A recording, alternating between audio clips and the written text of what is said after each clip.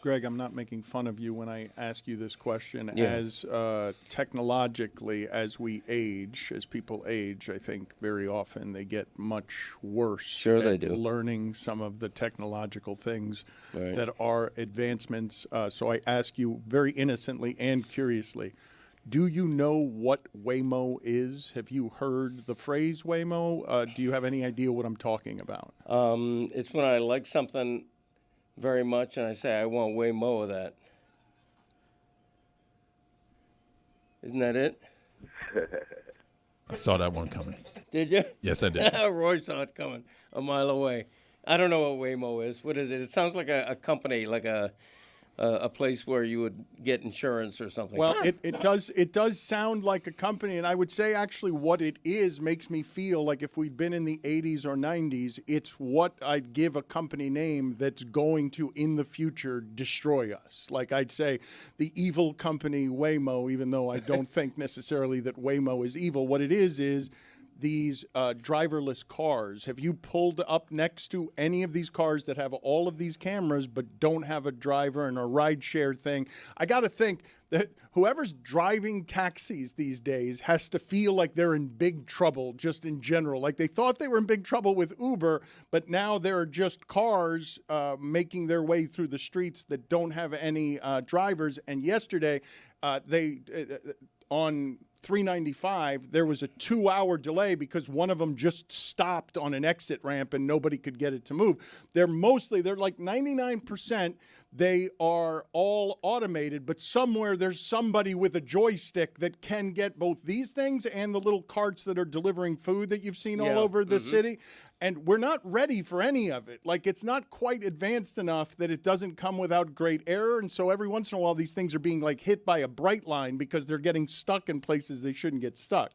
Yeah, I have seen them in downtown Miami leaving the studio. In fact, I've seen a couple of them. I had no idea. That was near a rooster. Had no idea what they were called. But I'm anti that. Well, they're two different things. Waymo's a driverless car. The other thing is just something that's they're little Delivery carts that are service. delivering food. Yeah, I've seen those too. I'm anti those as well. I don't like it. I'm Right good with on. the little delivery cart, bring me my food. But the Waymo, nah, I'm not. I don't even like if I see it on the road. I'm changing lanes. I get a lane further away from those. Agreed. Ask Juju about how the little delivery cart did for him yesterday. I saw him tracking it down on foot. Oh, you should have videotaped You were that. chasing one on the street? What were you doing out here? You were out here on Biscayne Boulevard chasing one down the street? Literally, yes. I was disheveled. I didn't have my bun up. I was just searching the streets frantically. I ran into Tristan. I'm like, oh, hey. So did you find it? Like, where was it? It took an hour and a half, bro, for me to get a burger and fries from down the street. It's probably tough. You can't yell, hey, over here. Like, it's not going to know. You're scared of these? The Waymo? Oh, I don't like it. I'm going to get in a car. There's no driver. I'm just, here I am. Take me to where I'm supposed to go. Car without a driver? I don't like that. All right, we're going to get you to do this tomorrow. We're going to put you in one of them. We're going to put you in one of them and see where it takes you. I want more details on what Juju was doing, physically chasing it down the street. Where were you out here? Classic us. Guy says he's terrified of something. Put a camera in his face. Do it tomorrow. Basketball, basketball, basketball. Basketball is back, Jack. Time for our favorite winter sport. The summertime is over, so let's head down to the court. Time for the tip-off. Give me fast breaks on the attack. Will you shoot a three or take it to the rack? Basketball is back, Jack. It's a dream shake down in the post, or a killer cross you love the most. When the offense tries to run and gun, is it man-to-man or box and one? It's big plays and talking smack. That's how you know that basketball is back, Jack. Let me hear you say basketball, basketball, basketball. Basketball is back, Jack. 360 dunks and pick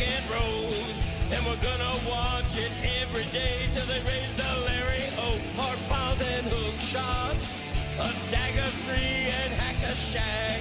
If you say this game's the best, I'll say's a gag. Basketball is back, Jack. Basketball is back, Jack. Basketball is back.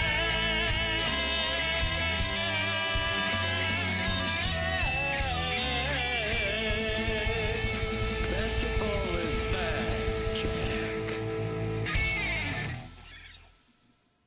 There are a few things here locally that I want to get to that include Inter Miami going to the White House, but not a parade. The Panthers at the trade deadline, I'm assuming they're going to be sellers and there are going to be some popular players who leave. A controversy that surprised me yesterday, people really mad on behalf of Tua and his feelings that the organization did not wish him a happy birthday yesterday. And the University of Miami basketball team being legitimately good. I'm still not used to the University of Miami basketball team being legitimately good. But a local icon, I didn't ask you this, I don't think, when we were going through Zaslow, these South Florida sports broadcasting legends.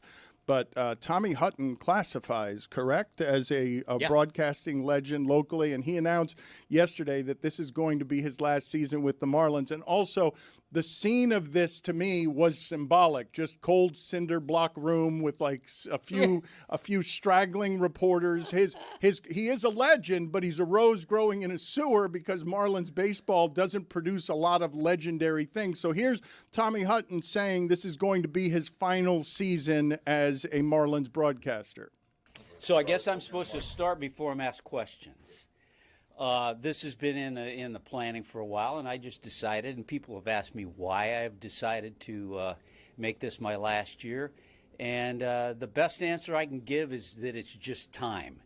I'm healthy, I feel good, I have an opportunity to make the decision myself, I think is part of it. So look forward to this year. I've had great years here, and again, just because everybody always asks, well, how come you decided to retire at this time? And the answer is, in my mind, it's time. And so that's the answer. Go ahead, ask some questions. They'll be easier. So I've got a number of things to say here. I do believe that he gets the rare qualification of being a legend, even though he might be the most critical broadcaster that there's been in a home market that I can think of. Mike Inglis would get really mad during the radio broadcast, but I think that, Tommy Hutton's the only one locally who went away for a while because he was so critical that ownership didn't want it, and then they brought him back because he's beloved, because he's honest. Mike was the best. I remember on those broadcasts, I'd be sitting right next to Mike. They're going to a timeout. Like, Clippers on a big run here. Heat are in big trouble. Heat lead by 11. Minute and a half to go. It's like, what? They're up 11. There's a minute left. Great American. Oh, man, he was the best. Who is the most critical sports broadcaster we have ever had down here? Is it Inglis? Is it Hutton? Who else would you go with? Inglis. Yeah, Inglis was very critical of the team when, they needed the criticism, and certainly very critical of the referees, I don't know. I don't think Tommy was ever overly critical. Like, I would say Mike was overly critical sometimes. Yeah. I don't think Tommy was overly critical. Tommy is the only one that ended up losing his job over the criticisms, and that may have more to do with the sensitivities of Jeffrey Loria. But those two stick out. They're to a tier of themselves, and then there's everybody else. So who do you put in the everyone else, Greg? If I tell you got to choose 5 all time, your history in the market, you're somebody who has covered the market since the 70s. So you have sports broadcasters for, how old is he? How old is Tommy Hutton? He's turning 80 in April. Yeah. Is he that old? Yeah. Wow, I thought he was younger than me. He looks younger than you. Okay. Doesn't everyone? No, he does. Like, we should put on the screen them next to each other and just ask the question, who looks older, Tommy Hutton? I think that's surprising to learn that he is 80 years old is a bit surprising there. I've said this before. The baseball schedule, the travel schedule, is an insanity. I would not want to be doing it if I was 80 years old. A fellow Ramirez would be in this category of local legend, and he was doing it into his 90s, and it seemed like an insanity to be traveling that way Tommy Hutton did stop traveling, I believe, a couple seasons ago. He's been doing mainly home games for a couple seasons, but we're definitely going to miss him. And I know he's had a huge drive to the games, too. I think he lives in West Palm, and he drives down now to Little Havana. Yeah, I knew he lived in Palm Beach County. I wasn't sure where. I would put T. Hut at the top of the list only because it cost him his job. Oh, we're doing GOAT of South Florida broadcasters? I'm in on this. No. I think he's doing it Most critical. I think anybody who says something that gets him fired from his job I'm also is into that officially one. on the top. You should be into that one, too. No, I'm not going to do the sponsored read for most critical broadcaster. I'm ready to pounce. Let's do the sponsored read for best sports broadcaster in the history of South Florida. Ooh. Okay, so you're including play-by-play guys. I'm just saying broadcasters, any broadcasters. So yes, you are. I'll say Hank Goldberg. You He's put not yourself on that list or no? Ooh. Us? Whoa. I thought we were doing game broadcasts, but we are broadcasters. I'm not counting us. Joe Rose has been pretty critical of the team the last few years. He's been pretty Big critical dog. for a He is critical. someone on the broadcast. Now that you mention it, yeah, Eric you're Reed's right. my GOAT. If we're doing local broadcasters, give me Eric Reed, Miami Heat. Eric Reed of the Miami Heat. Khalil Ware with the rebound. He's now 17th on the all-time list of Heat rebounders per minute. He's averaging almost 0.68 rebounds per minute. Khalil Ware. I like to nominate the Rom Dog, Romberg.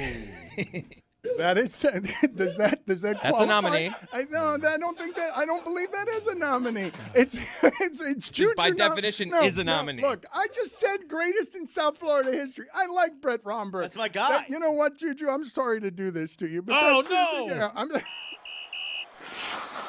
Minor penalty, 2 minutes. Sport came out of your mouth. Just like to tell everyone, it's an honor to be nominated. That's a good one. That is a good one. Zagak. Oh, Zagak is one. It's a good one. Yes. Zagak has to be in the list too. Before I knew that we were expanding it to all types of broadcasters, I put together my top 5 personal favorite color commentators. In the history of the South Florida market. Number 5. Wasn't that long that he was doing Inter-Miami games, but he's the GOAT when it comes to soccer color commentary, Ray Hudson. Ooh, yeah. Rocky Ray. Number 4, I put Tommy Hutton. Number 3, I put Randy Moeller. Number 2, I put the Mad Dog, Jim Mandich. And number 1, my all-time favorite local color commentator, and quite possibly my favorite hoops color commentator of all time, Dr. Jack Ramsey. He got it right. Thunder! That's right. On the undisputed number 1 color analyst in the history of our market is Dr. This Jack. GOAT conversation is presented by Frank's Red Hot. Make every dish the greatest. Eat the GOAT. I am stunned that Tommy Hutton is 80 years old. He does not look 80 years old. I'm thinking that a lot of people looking at this are saying there's no way that that human being is 80 years old. But as we were celebrating him, Chris Cody did something that I believe was both cruel and also something Chris Cody notices because these sensitivities are something that he has. Chris Cody, in my ear, took out one of the reporters who could not have liked the angle that he was featured in while sitting next to or standing next to Tommy Hutton. Chris Cody was making fun of... It's just, I'm not making fun of any person, more just the shirt and Tough the spot. angle of the stomach. I can relate to this. I feel bad already. We've gone too far. It was supposed to be a private show just for you. But yes, that's not a great angle there. Hey, that's my colleague there. Jordan McPherson does a great job. Thank you for naming You're him. the one who named him. Yeah, there you go. Well, now that we're on that topic, Jordan knows exactly what he did. Yeah, it's the shirt. It's not nothing he did. No, he did something. He apologized for it, though. Oh. You remember the top 25? You remember the top 25 disaster AP vote? That's not a great shirt. He's trying to highlight the biceps there, and sometimes we lose sight of the belly. Well, I'm highlighting that he ranked Notre Dame ahead of Miami that one time. The salmon color with the weight is really just a combo that makes me a little queasy. Tommy was great with 2 things. He was great at chastising the Mets fans whenever the Mets were here, especially if the Marlins were winning and the Mets fan would leave the game early. He was great at speaking for the fan when it came to chastising the Mets fan. And he was also great whenever there was a situation where, like, if a Marlin player gets hit by a pitch and you got to stand up. Enough's enough. All right. Like, he was He liked when there would be a fight in a situation like that. You can't just allow them to throw at our guys. Eventually, enough's enough, and you got to do something about it. Let's put back up here Jordan McPherson. Let's put this back up there. And notice that the veteran next to him is preventing anyone from seeing whether he's got anything going on over the belt that he does not want seen.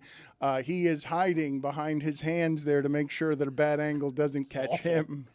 You're awful, man. This terrible. Is cruel. You're the one who mentioned him, though. You can't say it's cruel. I'm giving him credit for being a great reporter. This is all my fault. I should never make waistline looks like anything in Dan's ear. So this is all Chris's fault.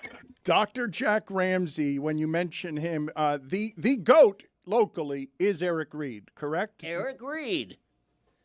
Correct. Yeah, Eric's the GOAT. He's been around how long, Eric Reed? Tell us, Eric Reed. Very first year, 88.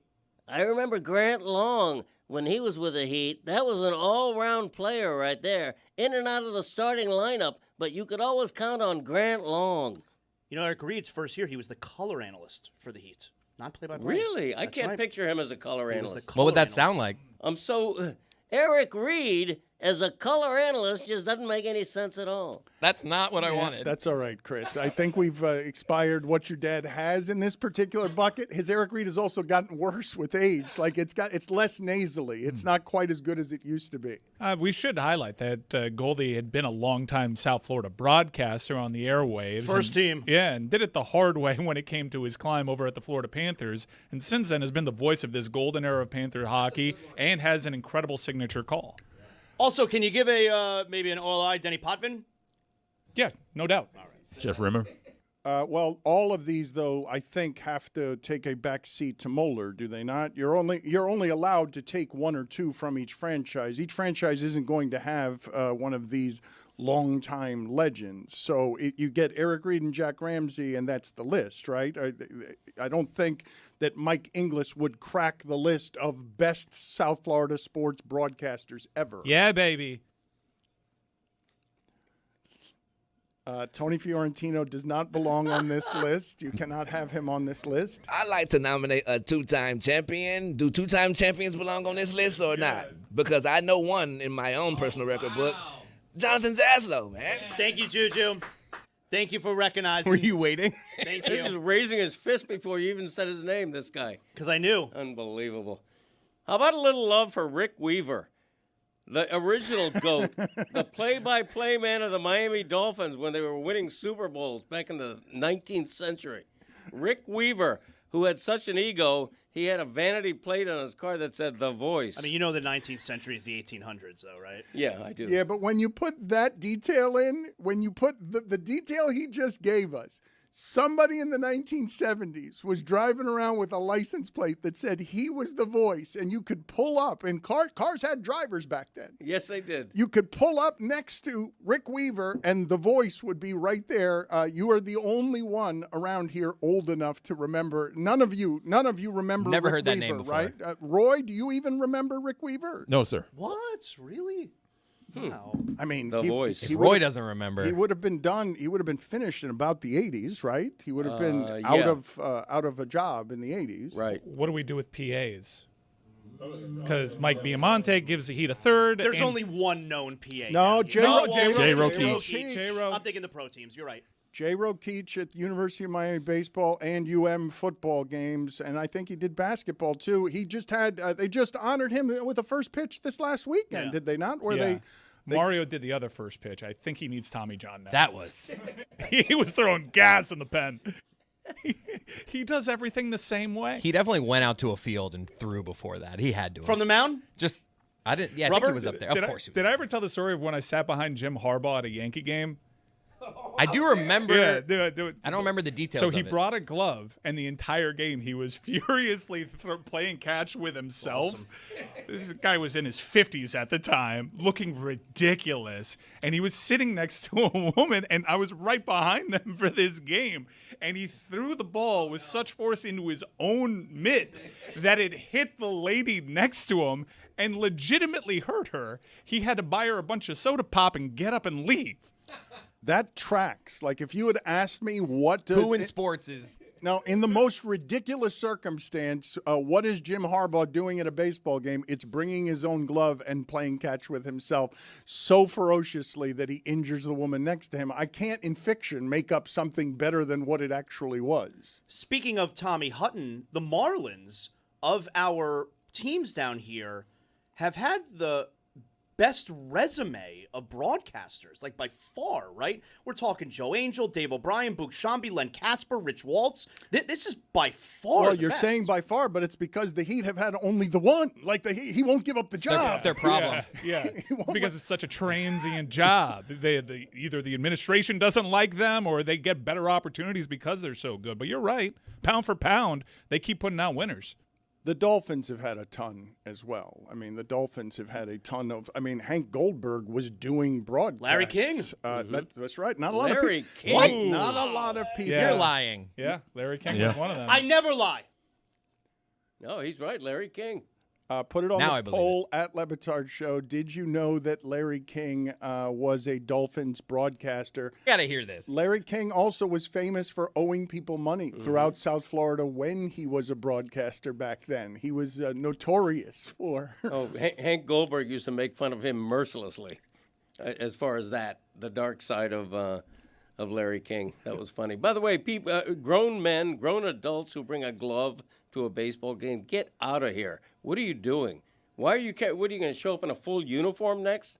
Come on, it's a kids' game. Let the kids bring a glove.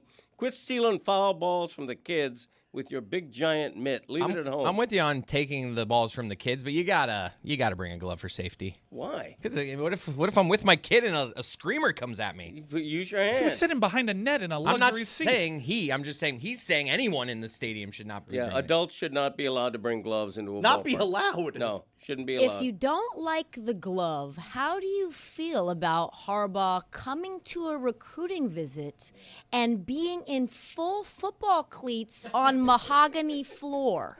Again, That's against it. He could have said just against it, but he decided to do it with an apostrophe and just an N for some I reason. mean, I'm again it. It's quicker. When you get to my age, you try to save your breath. Yeah, way more of that. Mike mentioned earlier top 25, and something I have not celebrated yet is that the University of Miami basketball team is now ranked. Duke seems a lot better than everybody. I mean, they beat up Michigan at home. They just dragged Virginia. They gave Notre Dame their worst home loss since 1898, and now Duke has been ranked number one a record 149 times. I don't think Miami's never been ranked number one, correct? That's not Highest we've ever been is number 2. When was that? Shane Larkin.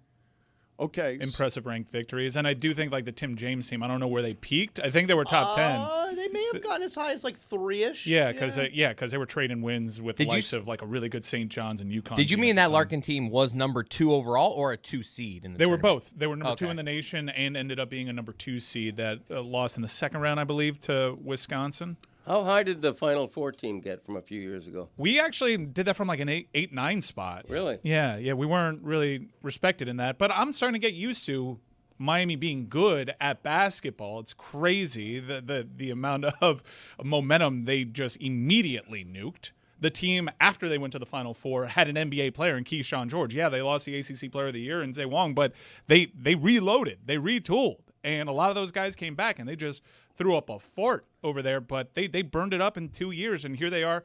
Jay Lucas totally reshaping the team. Not a single player or coach was on this team last year, and here they are, ranked number 22 in the nation, playing for seeding. Do you have sour feelings toward Larinaga because of all that? No, Larinaga's a legend. He just had his name hung up on the rafters. I can't believe he caught lightning in the bottle the way that he did with us at that time, because by then NIL had started taking hold over the sport, and there was already a change in the sport. It was just crazy how in tune he was with that team, and it was the very same guys, and he just lost it. It's crazy. The most impressive game that I've seen Miami play over the last 7, they've won 6 of the last 7, is the loss. They went to Virginia and had a game they could have won at Virginia, a very difficult place to play. Virginia, are they a top 10 team right now, or they're close to it? They're close to it. Virginia's 13. pretty good. Like I gotta admit, like this is a really difficult sport to follow. It really is. It happens when there's a whole bunch of other big sports going on. Like, you got to either be all about college basketball or a serious degen if you know the entire landscape. You have to do a lot of reading. Most of the college basketball that I follow is on a second or third screen. So while I'm watching Michigan lose to Duke in Washington, D.C., I'm not really getting much of the players' names or much from it. So I kind of need somebody to, like, help me bone up on this because this is March. You're not alone, though, because I just had this conversation last week with Barkley where he's like, I didn't study like this at Auburn. Like, I didn't go to – he's like, every year I've got to get ready. And I'm like, but all you've got to do is be Barkley. Like, what do you have to do? But he feels the need to know what it is that he's talking about when it's impossible to know it's impossible to be doing what he's doing and then also be following college basketball the way you need to this time of year. But what you have happening, so you've got the two Miamis are ranked now. Miami of Ohio is undefeated, and Bruce Pearl is fighting with Miami of Ohio's athletic director because Bruce Pearl says they'd be the bottom of the SEC because they've got, I think their schedule is close to 300 in terms of how easy their schedule is, but they are undefeated, okay? So if you're winning all of your games, people should notice that. And the athletic director for Miami of Ohio, like, dragged Bruce Pearl because he was so insulted by that. But when you mention the University of Miami locally, they so rarely have pros. You mentioned Tim James. Tim James was drafted by the Heat in the first round. That team was one of the best they had. Johnny Hemsley was on that team. I thought he was going to be pro. He was not. But the University of Miami does not produce many pros in basketball. No. I mean, that Final Four team, Jordan Miller and Norchad Omier, they had to go through the G League. And is now, James Jones the best of this? Like not Rick Barry, not counting Rick Barry, but is James Jones the best? Yeah, you would rate him higher than Bruce Brown. I mean, Bruce Brown, in terms of, like, actual impact within a series, yes. Man, Bruce Brown was pretty important to that Denver run. But, I mean, that's open for debate. But now with NIL, look, I mentioned a really disappointing team after the Final Four. Keyshawn George turned himself into a decent NBA player that has a lot of value. And this year, you look at players like Sheldon Henderson. First off, I just learned he was Eric Dickerson's nephew. Had no idea.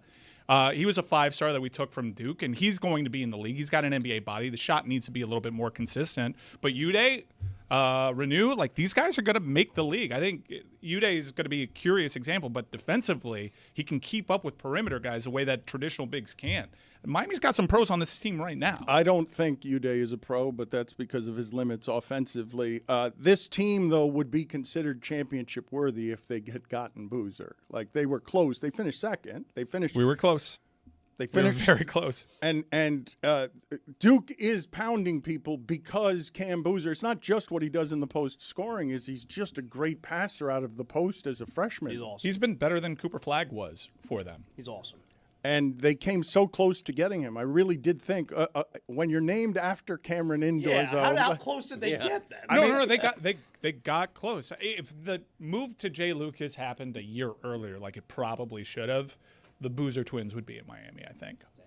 I mean, it's just like Jeremiah Smith. Like, you had guys believing, but they wanted to see it in action. They wanted proof of concept. They didn't want to just jump in and trust that the process was going to work the way that they did. I get it. One goes to Ohio State. He won a national championship. It worked out, but Miami's already better than them. Now, you saw, and Boozer the same way. Roy, how are you feeling about the Panthers? Are you of the belief that Bobrovsky – I know it's been a disappointing season, okay, but this is not a bad hockey team. And all the other times that I feel like we've talked about the Panthers being 6 or 5 points out of the final playoff spot, it's not because they're an above 500 team. It's not because they're winning more than they're losing. The strength of the playoff teams in hockey make it so that a two-time defending champion can't, I know you guys are frustrated with what this season has been, but under the circumstances, this has been a really good season for this team. And if you had told me with those injuries, this is where they'd keep things, I would have had some optimism. The problem is that there are just too many good teams above them. Well, if they were in the Western Conference, they would be a playoff team. Yeah. That's how good the East is this season. Give me that Knights division. The only thing I disagree with you on, Dan, is that Bob has just been so bad this year. Yeah, I don't think – I think even with the injuries, I thought this season was going to go better. And by a pretty decent margin. I'm really disappointed by how far Bob has fallen off. Well, a lot of injuries, man. No, I get it, but Bob has nothing to do with that. This is just a guy that might be losing it. I felt the day that Barkov went down. I know everybody talked about the depth this team has, and granted, like, we lost that all throughout the season because everyone continues to get hurt. But I thought the moment that Barkov went down, it was going to be difficult to make the playoffs. And yeah, like, Friday is going to be super interesting now because this is a really well-run team. And a well-run team is going to understand there are going to be some difficult but necessary decisions to make before Friday, which means that you probably have some guys, maybe our fourth-line guys, who could be super useful for a team that wants to make a push and get some depth. And I think there's going to be some names that we like that are going to wind up being traded on Friday. I know Bobrovsky is like the juicy name that's being thrown around, but here's the thing, all right? There's no real reason for the Panther fans to want them to move Bobrovsky. He's in the last year of the contract. It's not like, okay, we're going to get off the money. And I don't know why a Stanley Cup contender would trade for Bobrovsky, when he's having literally the worst year of his career. Yeah, really bad. So I don't know that Bobrovsky's going to be moved. And I hope for sentimental purposes that he's not moved because I'd like the Panthers to be the last team he ever plays for. I actually think the Panthers have had a better than expected season given – and Barkov, his stature in this market has grown in his absence. Barkov was so valuable to that team, and then they missed Tkachuk for 2/3 of the season, and then he takes a while to get back in form. Those are arguably their two best players, and you just can't abide those losses. I think that to be above 500 in that conference, I think it's been a good job by Maurice. And not only the depth, I'm not an expert on fourth lines, but I can tell you last year they had a fourth line that was better than this year's. Bobby. Roy, what do you think is going to happen here? You think a good organization gets rid of popular players? Yeah, the entire season just based off of long-term injury reserve and having to get that money back on the cap. I thought they were going to make a move way before the deadline.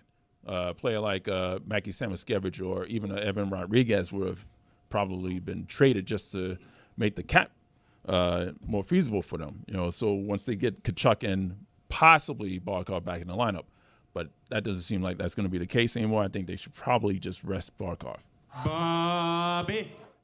Are you guys going to be hurt by any of the trades that they made? Are you going to be emotionally wounded by anything that happens this week? You win a championship in the market, and guys like A.J. Greer all of a sudden become beloved. We saw this with Ryan Lomberg, where you would look in the stands, and it was disproportionate, like how many Lomberg 94 jerseys would be in the crowd. I still see them. I was there the other night. Yeah, when you consider his actual impact there. But a guy like Evan Rodriguez. I'm going to be sad when they move Rodriguez, and I think they will move Rodriguez. These are two-time champion. He can help someone. Winning players. Yeah, and that's exactly like the prototypical deadline deal that a team is looking to get over the hump. Let's bring in a veteran that we can plug and play in any line. Like, he'd make a lot of sense. And he was one of the names identified before they came up with this solution to put Chucky on the long-term injury list that he probably had to get away from. Is there anyone else? Let's say Bobrovsky doesn't get moved. I don't think he's going to. I don't think there's anyone else. Maybe Mackey? Mackey would disappoint me because that doesn't help money-wise. He's a young player not getting paid. I mean, just they don't want to pay him, and let's get a little something for him. I'm not going to be upset if they move Mackey. Whatever. I don't think Mackey comes back because of the cap situation.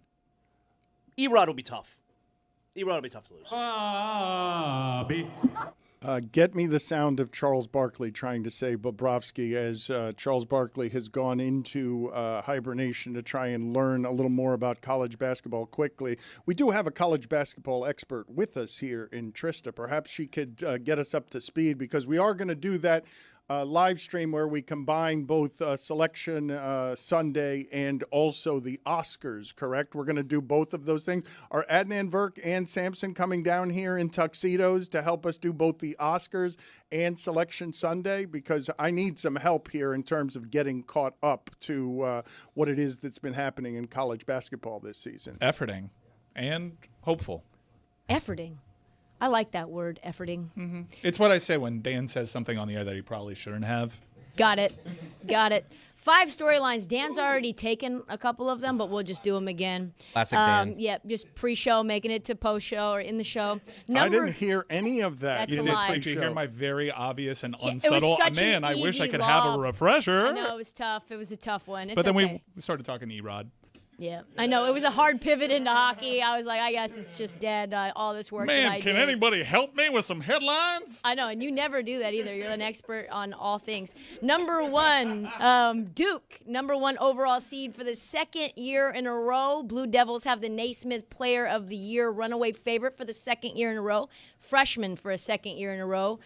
We can go on that headline. Miami, Ohio is the one that you stole. They are undefeated. Former Auburn head coach Bruce Pearl doesn't think that they should make the tournament at all.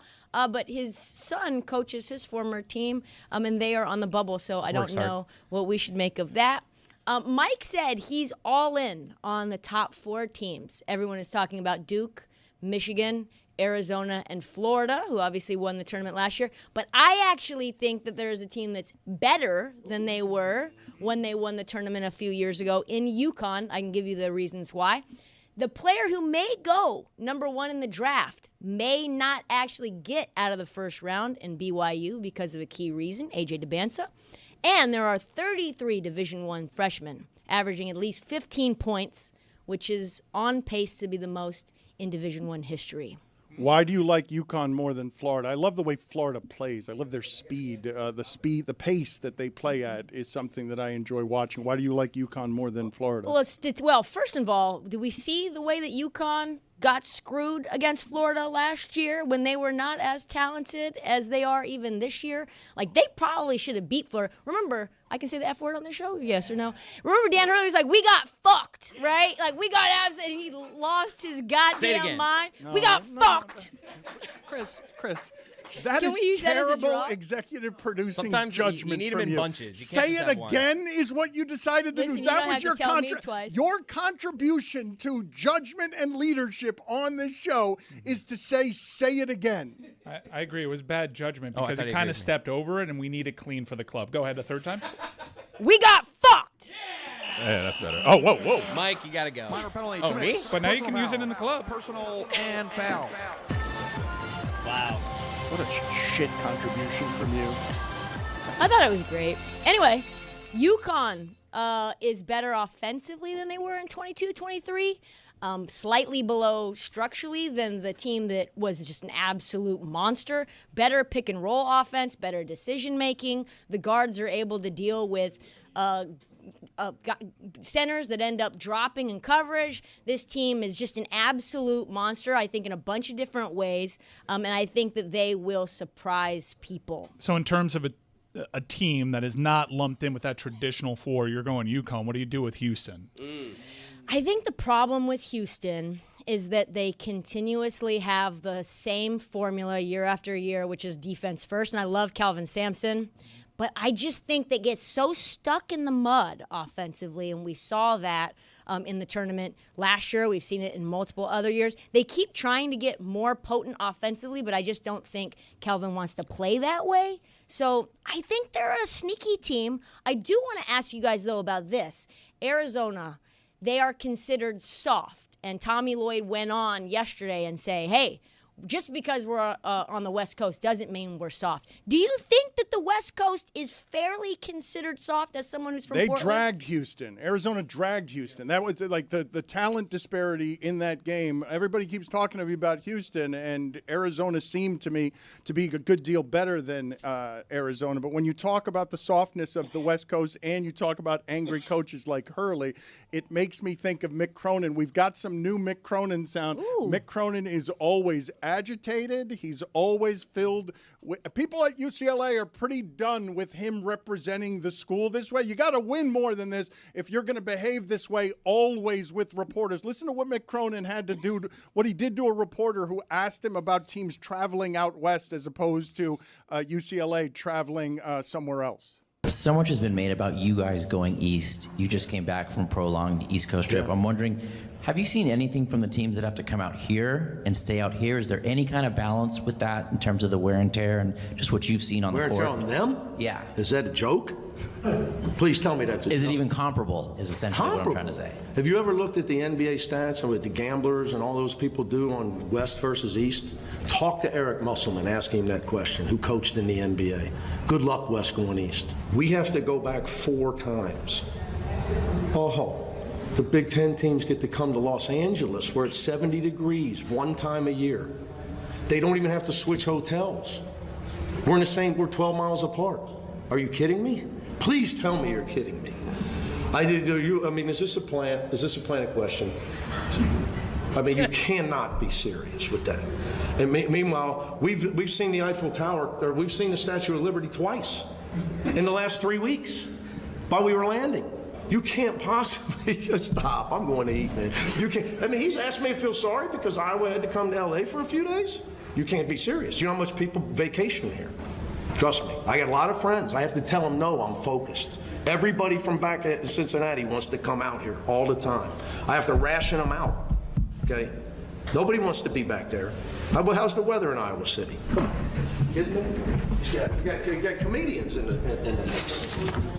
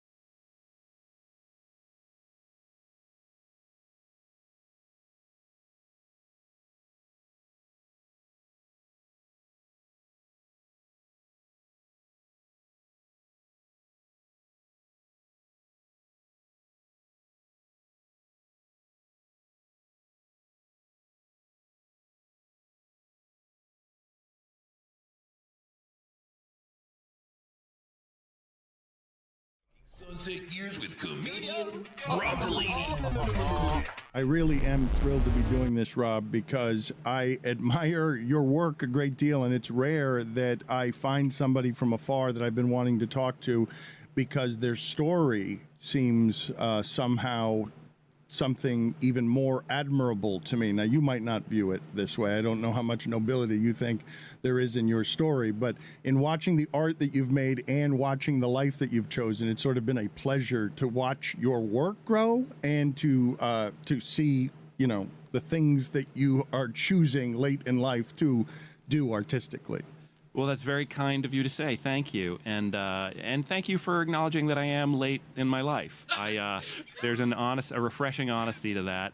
I am 45, so I'm well more than halfway. 45 is late in life. I mean, I do think about it though sometimes. Though, like I'm definitely more than halfway done, and that's funny. Isn't that funny? How does it feel to be told that you're late in life by someone who is considerably older than you? Who's a great deal older than me? It's strange. I wonder, does he know things about, does he have access to my medical file? Has he seen things that I haven't seen? I just feel like, I feel through your art like you've lived more than I have. It's really what I'm doing there in the having of 4 kids, in the choosing work-life balance, in learning life's lesson. I just think that I was atrophied as a young person. Yeah, I mean, I guess the things that that I've experienced that maybe most people haven't are, you know, I did get sober 20 years ago after going to jail after a car accident that I was responsible for, and I've stayed sober, so that's been pretty cool. I've had the unbelievable good fortune to make a living in comedy, and of course I didn't for a long time before I did, so that was challenging. And then, but the biggest thing would be that my wife and I, one of our sons got cancer and passed away a few years ago. So those are the big things that I've been through that I think, you know, are place me in sort of a strange minority.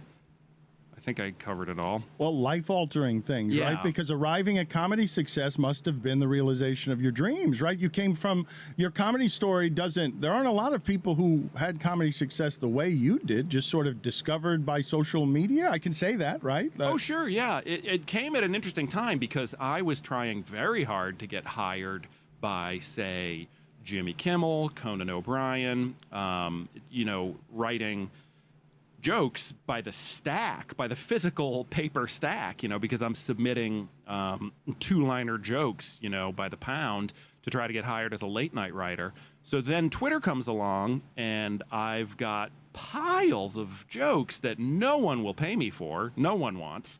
And I send them to people, and they're like, no thanks, or these are great, but still, no thanks. And so I had a place to focus this stuff. So it was sort of a right place, right time kind of a thing. So myself and, many other people around the same time figured, Twitter's not just for posting, recipes and, things like that. It can also be for jokes. And so I really lucked out that came along at the right time for me. Vision or happenstance? Happenstance, purely. So you don't have success in comedy? If not for that, you're just another rejected writer writing stacks of jokes that doesn't get an avenue towards success? Oh, you never know. I have a work ethic that I can at least say about myself. So, and I'm nice. I think that might be part of being sober and having success come a little later in life. But I still am as nice as possible. So people will rehire me after they work with me. So maybe I would have had success through both my two-pronged approach of working hard and being nice. Because that goes pretty far, you learn, after some time passes, some decades pass, and people start to evaporate. Or you get the job of somebody who, talent-wise, absolutely deserves it more, but maybe they're a jerk, or they just forget to set their alarm, and then you get their job, and then, screw them. Your kindness is displayed in this segment where a 53-year-old man dressed like he's going to the Vans Warped Tour called you old. Precisely. He just...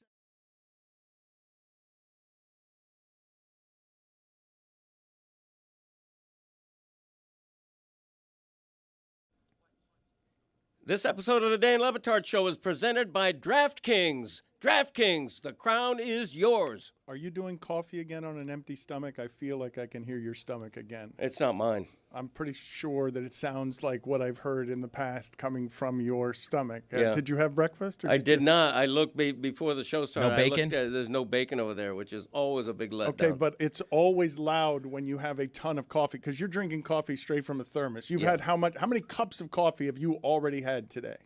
This is probably my second thermos. Oh, my God. Yeah. On an empty And stomach. he'll keep going till like 4 p.m. Okay. I'm not a breakfast guy. Well, but I hear it in your stomach. Thank you. Your stomach is asking you to be a breakfast guy. I need way more coffee. You screwed it up. You screwed up your own line.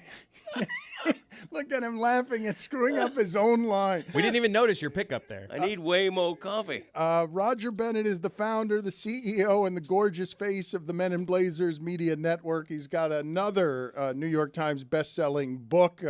It's opening today, by the way, and I know it's going to be a bestseller, even though he's got previous bestsellers. We Are the World, a personal history of the world's greatest sporting event.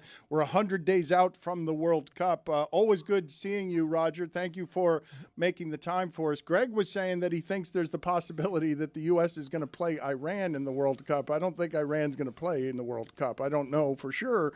Where are you on this? And welcome, Roger. Let's greet him with a little bit of war to start the proceedings. Big Danny, that's a lot. We covered a lot of ground. My book, We Are the World Cup, is the official title, baby. And it is a joy to be back with you, you gracious human being. Where am I on war? Is that, you're asking me, is that the threshold question? Well, Greg Cody thinks that the university, that there's a chance the United States will play against Iran, and I don't think that's probably going to happen. You know, the joy of the World Cup, it's why I wrote the bloody book, man. Is that when it kicks off, it's like a global eclipse that strikes the entire planet for its duration. And the memories it makes, which this is a book of memories, are so powerful because the World Cup is a mirror to the society that surrounds it. I'll be honest, Dan, I've always thought that was an amazing thing. When two teams take the field in World Cup play, you know, when the Red Sox play the Athletics, that's an amazing game of baseball. It's like chess with chewing tobacco, but it is what it is. But when two World Cup teams take the field, their nation's histories, the nation's politics, the nation's cultures take the field alongside them. That's what makes the tournament just so much heft, so much emotional weight, and all of that. And that gives us true global connectivity. I'm not going to lie, we're 100 days away. The run-up to the tournament has been chaotic. If it is a mirror to the world, what we're seeing in the reflection is ugly. But that's kind of where we are. It's like the joy of the thing has always been that it reflects our reality. And right now, our reality is pretty chaotic. It's not global connectivity, right? I mean, where are we headed with this? What do you imagine is going to happen where the messiness from outside of the stadiums ends up inside of the stadiums? God, the messiness, the Lionel messiness is what we need. But I'd say number one, I've come to realize that football, soccer, there's a German coach, Jurgen Klopp, who says it's the world's most important, least important thing. And I will say, to me, it's become ever more important. The feelings we experience from it are all the more powerful because of the heft, because of the weight, because of what it provides to the rest of the world. And I will say, typically when the whistle goes, when the ball's kicked, like the world, it's like the rationale falls away, the emotional kicks over, it's cognitive dissonance 1, geopolitics 0. And every World Cup, Dan, in the run-up in the modern period, 2010 in South Africa, all of the newspapers around the world were saying, the level of crime there, carjacking, everyone that goes is going to get assaulted at best, murdered at worst. It was the most joyous World Cup I've ever been to. Nelson Mandela's shadow over the whole thing, the continent of Africa rising up. 2014, I was in riots in Brazil. In the run-up to that World Cup, the nation was full of unrest, social, political unrest. They wanted social services and education, not the money to be pumped into world football. The second that kicked off, it was ebullient. 2022 is another example in a different way. Qatar, a chaos and darkness in the run-up. And again, for good and for bad, that cognitive dissonance kicks in. So I do think by the time that ball drops, the US take the field, England take the field, Kazakhstan take the field, that we're going to be, America loves a circus, the world loves a circus, and everybody will kick in, and there will be that global connectivity because we bloody need it. Roger, are you sure, though? Because those other examples you're talking about, those are countries and continents that care about soccer. The United States, I don't know that it can be accused of caring that way. What are you talking about, Dan? What decade are we in? Is it 1960? Are you like Jack Kemp taking to the floor of Congress in the 80s when we were awarded the 94 World Cup and you're like, soccer? He said, I wrote about it in my book, Jack Kemp, the great quarterback, kind of great, doing a lot of heavy lifting there. He said, we need to teach America's youth that football is where you rush and run and throw and use your hands and not where you kick it. He said, one is American capitalism, the other is European socialism. Dan, soccer was The Economist just revealed soccer is the third biggest sport in America. I was just on A-Rod's show. And A-Rod kept saying, he essentially asked me 10 questions, the same one. It was like, when's this soccer thing going to take off? I was like, A-Rod, it's just beat out baseball. It's like, baseball's the fourth most popular sport. Soccer's third. He was like, go on. I was like, I felt like I was saying, Dan, and I feel like to you and your listeners, I feel like I'm like, guys, I know you think the earth is flat. Stay with me here. It's round, man. Football is already massive here, Dan. You know it is. It is Roger, maybe number 3. You need the United States to be good at soccer. We're never good at soccer. With our women, kick ass, take names, baby. We are so good. Gold medal wonder winners. We perpetual. Not last World Cup, but everyone before that. We are gorgeous. Yeah, on men, we invented the Krona. We put a man on the moon. We've won one knockout game in our entire nation's history, going all the way back to George Washington. Bit embarrassing. But God, football and sport is about eternal hope, Dan. Get behind the lads. All right, that's one positive spin for it. I don't think this is Didier Drogba exactly stopping a civil war with the game of football, but I really appreciate your hopefulness here. Well, Roger, get some Kenny Powers energy behind this team. You know what I mean? You see Morocco go deep into the semi-final last time. Iceland, 220,000 people went deep in the Euros before that. I do look at it and I wonder, why never us? Why never us? I mean, you don't have to be good at football to go deep in this tournament. You just need a little bit of magic. So bloody hell, please make it. I'd like to see the US win the World Cup once on the men's side in my lifetime, Dan. Well, the home nation generally gets a little bit of bump, as you know. Will that affect the U.S. hopes? Like, what do you think the ceiling is for how well the U.S. team might do? It is the greatest individual set of footballers we've ever had, pound for pound, in terms of the teams they play on, the caliber of European team they play on. Collectively, it's an unknown because we're hosting. They didn't have to qualify. They've not really been tested in the crucible of, it's like they played essentially NFL preseason games for the past year and a half, 2 years. If you want me to be really honest for a second, I love this US team. I wrote about it in the book how, 94 when the Men's World Cup was last here, just moved to America. I'd never seen an American kick a soccer ball before. They took the field in stonewashed denim. They had mullets. They were chewing gum. They had swagger. And they kicked ass, and I fell in love with them immediately. I know I sound like I'm from England, but I cheer for this US team with all of my heart. And the one thing that I do fear is we were darlings at football in the World Cup 2014 in Brazil. Like, the world really loved the team, and they loved the fans. I don't know if you remember Clint Dempsey, who has a show with us now, but that guy's spirit, just a gunslinger who always fancied his chances, the can-do spirit, and the fans were, just everywhere in Brazil, and the world loved us. The thing I do worry about is that mirror to the world and who we are. And last year, 2025, we played back-to-back games against Panama. Their locker room talked about, the canal, and they beat us. They wanted to absolutely beat the crap out of us. And then we played Canada a couple of days later, the 51st straight brouhaha. And Canada wanted to wipe the floor with us. And so, we were the darlings. We're definitely going to be a team that many, thank God Greenland aren't qualified for the World Cup is, I guess, what I'm saying.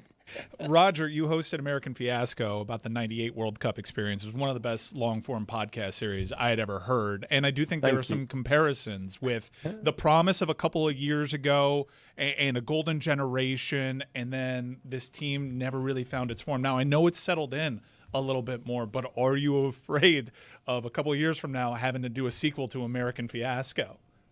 Look, in football, you need to know what you don't know. And for that, I mean, also the American owners, you've got to remember, Dan, when you're talking about whether America cares about football, the Premier League, the best league in the world, is now the majority of teams are owned, for better or for worse, by Americans. And the ones that thrive, watching Liverpool reborn under the Red Sox ownership, Tom Werner and John Henry, when you speak to those guys, they know what they don't know about the anarchical world of football. And in that 98 World Cup, the World Cup is bloody hard to win. Only like 8 teams have ever won it in its existence. To go all the way through the tournament with supreme focus, a culture of belief, and that element of luck.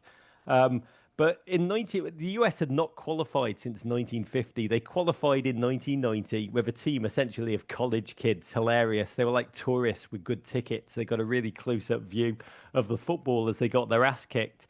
And then 94, they did fine. We mystify them and say they were unbelievable. They came third in their group, got into the next round. July 4th, played against Brazil and lost valiantly. So left with their heads held high. And in 98, this is an amazing American POV, and I love it. I admire it. It's what drew me to this nation. Interviewing the players about that time, one of them said the following to me. Remember, World Cup bloody hard to win. Everybody knows how hard it is, apart from the Americans. One of them said to me, 90, we showed the world we could qualify. 94, we showed the world we belonged. 98, we were going to go there and win it. And of course, they came rock bottom. They were humiliated. They actually got beaten by Iran. I write about it in my book. I mean, a loss that set the game back probably by about 20 years.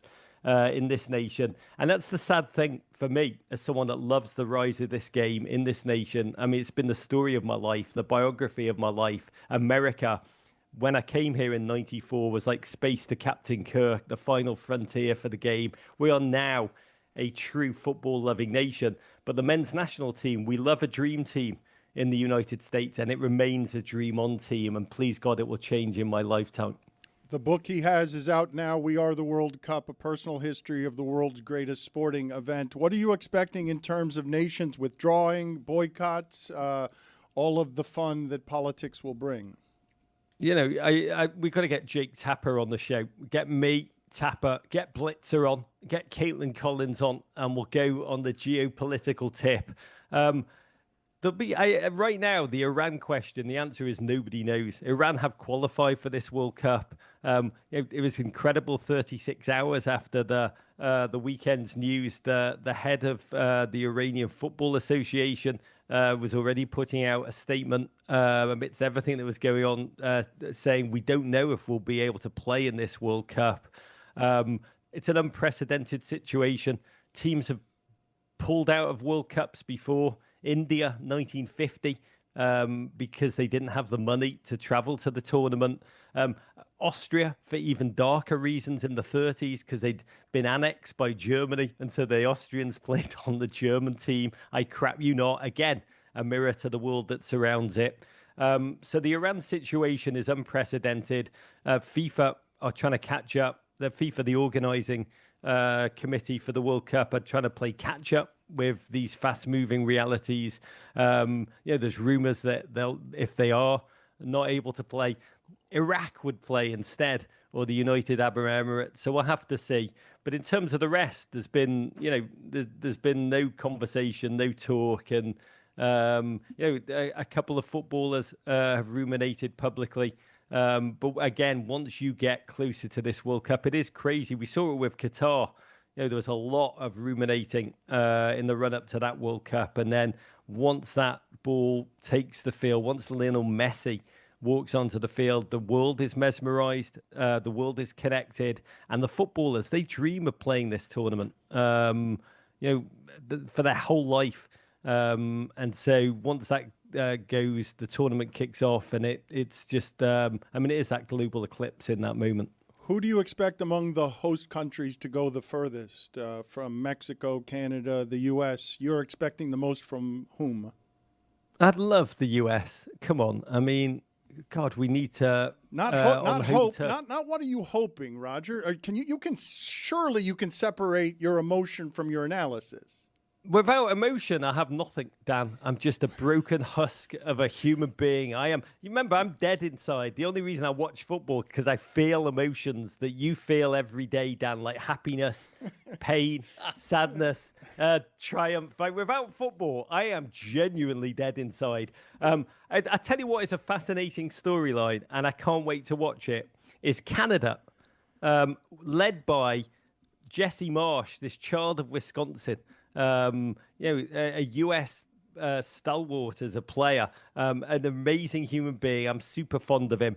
Quite outspoken, quite. He wanted to be the U.S. coach. He believed he was going to be the next U.S. coach. He was not the next U.S. coach, and then he just became the Canadian coach. And he's built this incredible collective. They're young. They are multicultural. They're a reflection of a very beautiful, dynamic Canada. They are when he lights the taper, they are a firework of a team. Sometimes they're a damp squib, but watching them in this World Cup on home turf, they've got their own narrative of Canada becoming a deep football-loving nation just like ours. Their Prime Minister is a massive football fan, Mark Carney, an enormous Premier League fan, huge Everton fan, which is the team I support. They're essentially like the Mets. They're just pain and agony. They're a pleasure that hurts. And so watching Canada, I think, try and win over their nation parallel to us will be dynamically beautiful. He's an empty husk who's dead inside, and he's written another book, We Are the World Cup, a personal history of the world's greatest sporting event. It's always nice talking to you, always nice to have your insight, Roger. Thank you. Dan Le Batard, to better days ahead, baby. That's what I will say. Thanks for having me on, and courage. It's always good talking to you. There's something about that accent. It's not just the words that lighten up everything around here. Do you guys have any opinions on Inter Miami? No parade, right? There's a championship. There was a championship, and we don't get to celebrate it with Messi and Inter Miami. But the White House, that there's going to be a White House visit, but not a parade. So they're doing this wrong. Yeah, it seems weird, right? You got to have a parade first, and the parade should have been a month after the season ended. They blew it, and now they're going to the White House. I just hope that Inter Miami has learned its lesson from USA men's hockey to not get too chummy and do anything that's going to blow up in their face. I wouldn't be too hopeful there. The parade point is a good one because, the sports fan answer to a team making a big deal of deciding whether or not to go to the White House is, well, it's tradition. So is having a championship parade, and they went to an Indian tour instead. Like Messi toured India, there wasn't so we are beholden to this championship celebration tradition, but not the more traditional one. This story actually made me look up, how often did this happen? Because I remembered the Golden State Warriors, and it was a big deal because they were the first team to kind of break that tradition. But then it became fairly commonplace. Now, I know there was a pandemic in the middle of that, but the Eagles in 2018 decided not to go. I had forgotten entirely that the Georgia Bulldogs said, no thanks, Joe Biden, we won't be attending. And in this world, where there is a headline that'll blow you out of the newspapers every 12 hours, I don't see this being such a huge blowback. And look, this is an international team, so it is a little bit different. This is not, even though it's an American champion and they have proud Cuban-American owners, which I do think matters in terms of this decision, they're not totally beholden to this. I'm curious to see how this falls on David Beckham, because I actually think he stands to lose the most here, given how unpopular. Look, Trump is super unpopular in this country. He's even more unpopular in his country. And David Beckham bringing his class and credibility into that White House is being seen in a photo op in this time in history. I think it's going to be most difficult for him to navigate. Messi has had all sorts of endorsement deals with different countries. He's like Ronaldo. No one projects morality onto Messi. He's almost bigger than anything. He's been shaking everybody's hand that's been a world leader over the last 20 years. But I am curious to see how this plays out for Beckham. I am a little disappointed. Everyone knows my feelings on the matter. I understand why they're doing it. I would say it's a little bit different, but I'm really interested in seeing what happens with Beckham. Isn't the reason why – I feel like the reason why they never did a parade was they didn't think it'd be well attended, and I think they'd probably have been right. I think it was the Indian tour. If you say Messi is going to be celebrating a championship, Messi is such a star that I do think it would be well attended because everybody would want a glimpse of Messi, even though he plays in Fort Lauderdale. Depending on where they have that, you imagine a championship celebration in Doral? I think that people would have turned up for it. I think he had contractual obligations, hopped on a bird and did this Indian tour, and that was that. I don't know. You say that, but everyone would show up to see Messi. It wasn't like, tickets were super hot this past season to show up and see Messi play soccer. I feel like it was all over the United States. It wasn't here, in though. Fort Lauderdale where they were gouging you. Mm-hmm. I don't know about the gouging. Tickets weren't that expensive this past season. It was pretty affordable to go to these games, and I feel like the excitement it kind of wore off. I think part of it is because Inter Miami does a horrendous job when it comes to promotion. I am interested to see what happens with this new stadium. The get-in price for the new stadium kickoff game. First game's a lot. It's a lot, but the second game. Yeah, after that, it's not very so much. affordable. Yeah. Also, with a parade, that gives opportunity from people from California, Nevada to come to the parade and gather versus going to the game in Fort Lauderdale. So that parade People would be like popping. free stuff, man. Yeah, Free celebrations are things that are attended. Winners get crowds. I don't think the parade would have drawn hundreds of thousands of people. I think it might have drawn 10,000, but that's enough. You have to have a parade. Bestow a parade upon your most loyal fans. They expect it. They deserve it. I think you're right that it would have drawn something like 10,000, and that's an extremely poor show. I mean, we didn't really care about. I mean, maybe Mike did, but like we didn't mention the parade until this. Now that they're going to the White House, I mean, I feel like we're kind of. Well, like, I was waiting for the parade, and then it just didn't come, Yeah. and I was confused by the absence of a parade. Yeah, I was waiting for it too, and it went to India. You can't tell me. You guys think, look, I know South Florida has this reputation. You guys think a champion Messi's going to be going through free streets, our streets here, that are this Hispanic and people wouldn't be going to a parade? That thing gonna look like Freaknik out there, bro. I promise you. It may not have been like your traditional parade, but they could have had like, hey, come celebrate with this team and like, I don't know, downtown Doral. Like they could have had a championship celebration. You Hell, guys the Big Three team had a You championship guys celebration. are really underestimating how Latin people like to get out there with their pots and pans to celebrate anything that's for free. Are you guys a bad sports city? I feel me and Juju went to Unrivaled the other night, which is, women's 3-on-3 that just sold out Barclays Center. Over 18,000 people. They only had less than 10 days in order to buy those tickets and sell out. We didn't know that the semifinals were even going to be there until just last week. And we go to the soundstage, and me and Juju were the only ones in there cheering. And I thought to myself, is this a Miami thing? Trista, go tell Unrivaled. How about you lower the price a little bit? I checked the prices for that for those games down Free here. stuff. It is way too expensive. Lower the price, Unrivaled. Lower the price. So Unrivaled, too expensive. Inter Miami, not gouging. I just want to make sure I have this straight from Zaslow, where he thinks there's an affordable Messi ticket in town. I think he is less willing to pay for women's sports than he is. Wow.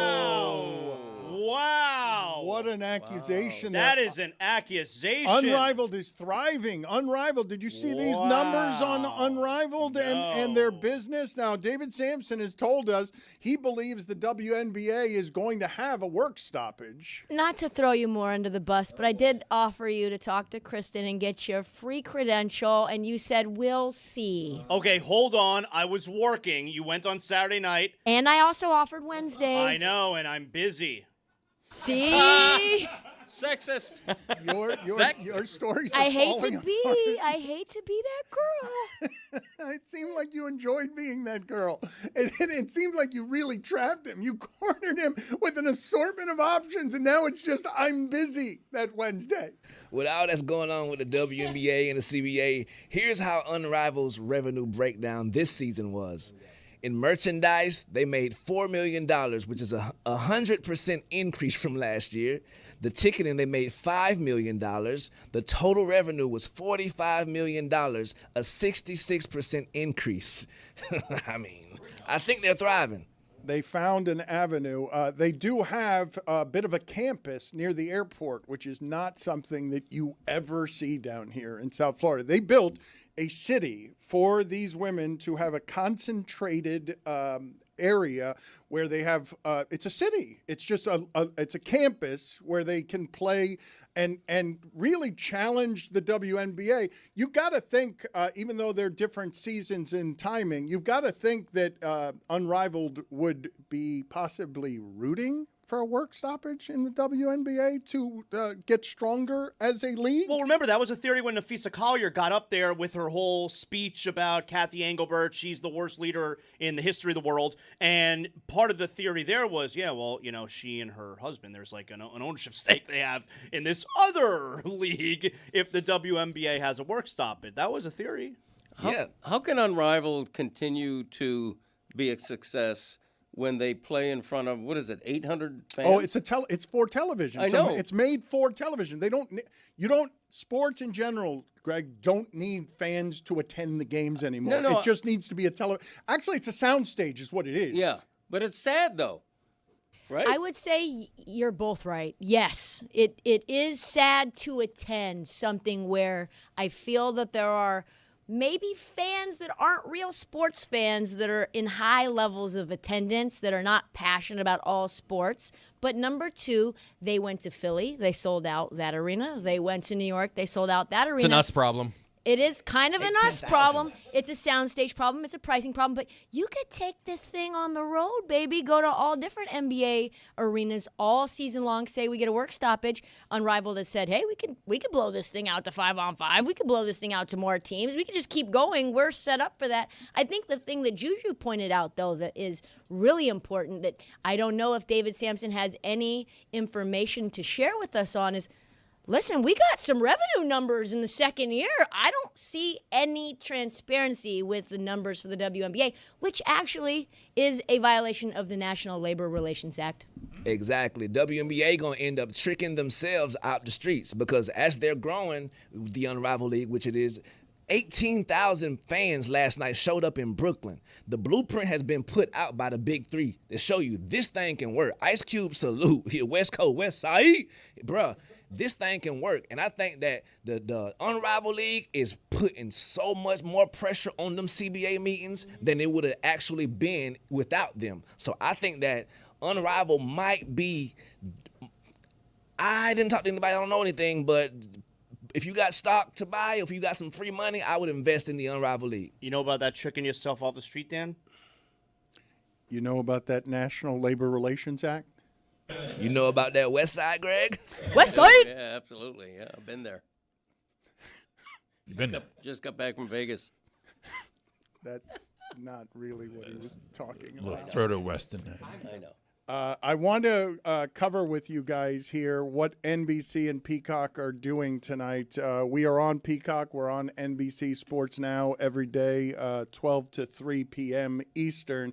And they're doing a throwback. And I wonder, when they do John Tesh and they do some of the nostalgia that they're doing with basketball that's tailored to my demo and Greg Cody's demo, when they have Hannah Storm and Mike Fratello and Bob Costas, and just a different time in basketball coverage when NASCAR's champion Michael Jordan was ruling all of sports. I want to play a clip for you of Pat Riley. I wonder how many people know or remember that when Pat Riley was out of coaching for a while, he went and did television with Bob Costas, and he did it really poorly. Pat Riley talks about how Bob Costas had to coach him up, how starched he was. He was not good at television, but he was very presidential. He was very he was very slick, obviously. Let's play a clip as Peacock and NBC celebrate the old times tonight. Here's Bob Costas and Pat Riley. Okay, the Chicago Bulls trying to get even before we head back to Los Angeles with the lead of 48-43 at halftime.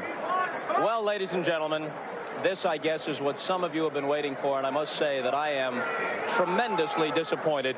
This is what I labored all season for, and apparently this gunk has been so trained in your head that even when you blow dry, all we get is this. I mean, what's the deal?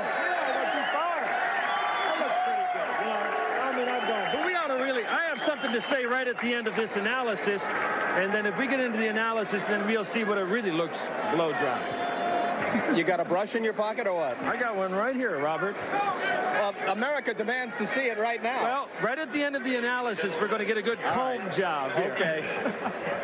Before we go to this commercial break, you want to give it one more try? It moves. It really doesn't move. It really doesn't. I'm doing the very best I can. Oh, wait. Oh, wait, no. Wait. Oh, no. That's what we want to see. Okay, that's what we want to see. Right there. Right there. Now we do it. That's about it. That's it. Well, ladies and gentlemen, this is certainly one of the proudest moments of my career. We've got to call a timeout. After this, an update from the French Open, and then we'll complete the starting five from North Carolina's 1982 NCAA championship team. And I'm sure for the audio audience, the chemistry was just off the charts, too. Awkward. Really awkward. How about that score? 48-43 at the half. Jeez. I don't make them like that anymore. Zaslow, how do you feel about going into the nostalgia bucket for this stuff? Love it. Look, they're smart. Who doesn't love nostalgia? You're watching that broad. I love young people. Well, okay, but there's also a major demographic that has money that loves nostalgia. And I loved everything about that clip. Bob Costas was so young there. I loved seeing Riley, the music, they're going full on with those graphics tonight, NBA on NBC. I'm into that broadcast tonight. I am too, and I'm surprised. With everybody so hungry for content now, I'm surprised they don't do the nostalgia thing more often. For example, I would listen to at least part of an NFL game with Howard Cosell and Don Meredith. You know what I'm saying? That would be amazing, given era. that they're both dead. Right. A miracle. Right, but I mean a replay of them back in the I don't think you're going to watch early this. 70s. I don't think you can find this. I don't think that you know how to find Peacock on your television. Isn't it NBC? It's Peacock. Well, Channel NBC is NBC. Channel 6. I don't know. I asked my wife. Channel 6. Find I'll Peacock ask, for me. and so that's where it'll end, and then you'll be Yes. in the garage having beer, not watching No, basketball. I'll bring my beer into the house. You got and lucky this time, bunny watch ears. 2 minutes of it. I'll watch 2 minutes of it. You'll walk by. I will wax nostalgic. There is a news item because when I saw the list of people there, I was like, oh, I'm into this. But there was one name I was scanning for, and I didn't see. And then I was just waiting for him to react to being omitted. Oh, I know who you're talking about. Come on. I know who you're talking about. Zaz, you know about that? Everybody hates him, though. Everybody hates him. Dan, you know about that Peter Vesey? Yeah, everyone dislikes Peter Vesey. Right, and I know that. So just let's put that lightning rod in the middle of it because he is so cranky. Was when in his heyday when he was a huge part of that show. I would love to throw him in there. Didn't Michael Jordan say terrible things about him in his speech? Yes, exactly. Do you realize how hated you have to be for somebody in the Hall of Fame speech to point you out and talk shit about you? Yeah, but when that person is Michael Jordan, you kind of understand. He seems pretty petty with it. Michael Jordan's was among the angriest Hall of Fame speeches I've ever heard. Like, he wasn't even celebrating it. It was just sort of taking out all of his doubters and Peter Vesey. When it comes to what's happening in basketball at present, last night Trae Young gets ejected from a game before he's actually played for the Wizards. What are you shaking your head about? It's just hilarious. It's so Trae Young. It's like, way to introduce yourself. How is it so Trae Young to be ejected before you've played your first Wizard game? One of the bad boys. That's one of the reasons he's no longer in Atlanta is that they got tired of his act. His act was not playing defense. And a bad hairline. Other than that, I know what I know. Not exactly like Ron Artest. What do you know? Do you even know the details of what he did to get ejected? He was arguing a call, right? One of his two of his guys got cheap shotted, and he was arguing, defending his players to the refs, why are you not calling that? Okay, and then he got thrown, right? Classic Trae Young. He was defending his teammates, though. Okay, he's not even in the game. You don't do that from the bench. Well, I'd say, actually, I would say that if you're going to punish Trae Young in that situation, you make him stay there and watch the Wizards play. Well, he didn't do it from the bench. He ran out into the court. That's why he got ejected. He got ejected for going onto the court. He's actually expected to make his Wizards debut finally this week. Right. I think his true crime was letting the spittle stick in his beard while he was arguing. Get out of here. I'm ejecting you. I don't care.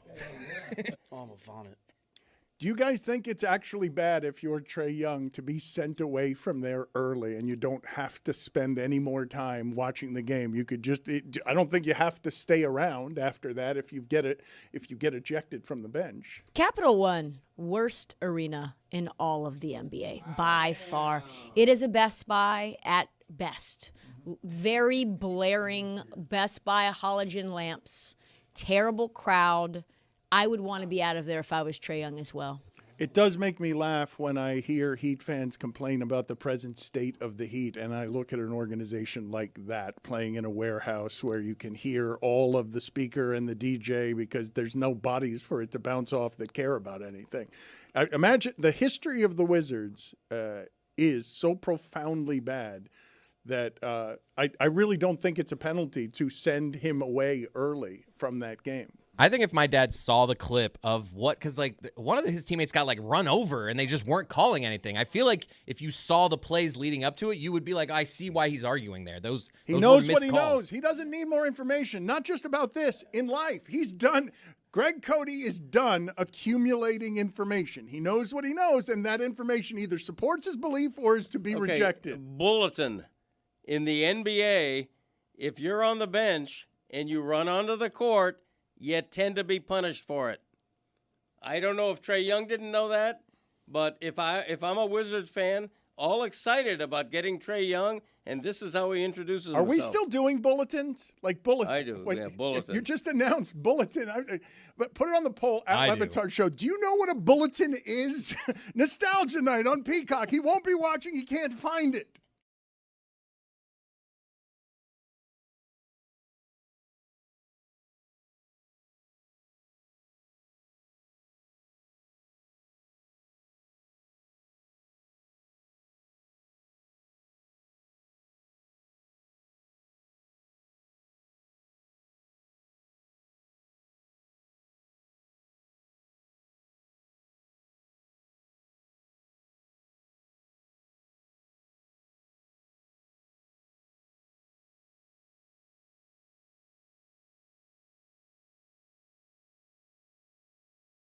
The legacy of Norm Macdonald. Rest in power. Norm Macdonald passed away. It was a surprise to many. He had kept his illness a secret for 9 years. And he was one of our favorite celebrity prognosticators because he did awkward comedy, uncomfortable comedy so very well. He would insult people to their face. There has not been and will never be a greater ESPYs than Norm Macdonald doing the monologue and actually cutting through all the mythological fame bullshit and actually going after people, going after the big, powerful celebrities in a way that the audience loved, and ESPN immediately ended and regretted and got him out of there, never to host it again. But he loved awkward. He was so good at awkward, and this is the thing that always impresses me, Stugotz, because the level of discerning among stand-up comics who are great is the highest form of critique or judgment, I think, in entertainment. And when they say someone's a good comedian, that person's a good comedian. Norm Macdonald is somebody who's getting reverence today from a lot of people, but other comedians will tell you what he did was really brilliant, was genius. We had our experience with him because he would tell these long, sprawling stories, and he told, most famously, a bad beat story that was just a killer because he was a gambler, but he was a bad gambler. And one of the reasons we wanted him as celebrity prognosticator is because he cared about it, but he was kind of a loser. And what says loser more than this bad beat? One time I had a massive bet down. It was my last bet. I just said, I'll just bet all this. And then I got 2 aces. And and then I was like, I don't know if I have enough money, but can I get some credit, like from the casino to bet on this other ace? And they're like, no. And I'm like, does anyone else want to buy an ace? No, but everyone else there was betting small. You were at a $5 table. No, I don't like the. What the hell? I'm watching the draft. What? Nor what? I was just watching the draft. Okay. All right. So, anyways, my 2 aces. I go, hit me. I have 2. You know what I mean? So I have to hit. So I have an ace and an ace. It's a 2. So I hit it. Oh, no. Because you couldn't split it. Here come the face 12. Boom. 22. Oh. So as obviously I would have had 2 21s. Instead I have 1 22. Mike, I'm pretty sure I have this right. It was not draft day. It was like 6 months after the draft. Norm was doing that as an audio joke. Do you have a date on when that sound was from? It was also in the morning. I mean, he was watching an old draft on one of the sport dedicated channels, either NBA TV or NFL Network. I think he put it up as a prop. I think because he was on a sports show, he just wanted the interruption, the loudness, because he loved awkward so much. We talked to him about the ESPYs. I'm telling you, there's never been a crueler or cooler monologue than the one this guy did at the ESPYs because of how uncomfortable he made an assortment of people. Who was most upset with you after that night? Ken Griffey Jr. Really? Did he say something? Yeah, they told me, like after the show, they were, there's this big party, and they were always like, all through the show, this party's going to be great. And then at the end, I go, where's that party? And they're like, I probably should just go back to the hotel. That's how you learned that you were not invited to Ken Griffey Jr.'s party? Yeah, exactly. What do you remember most about that night? Is there one joke that you're particularly proud of? And you tend to be someone who doesn't, you don't do a lot of reveling in the past. You move on. But is there anything in particular that you are proud of there? Well, Woodson won the Heisman that year. It's a good joke. And so I said, they can never take that away from you unless you kill.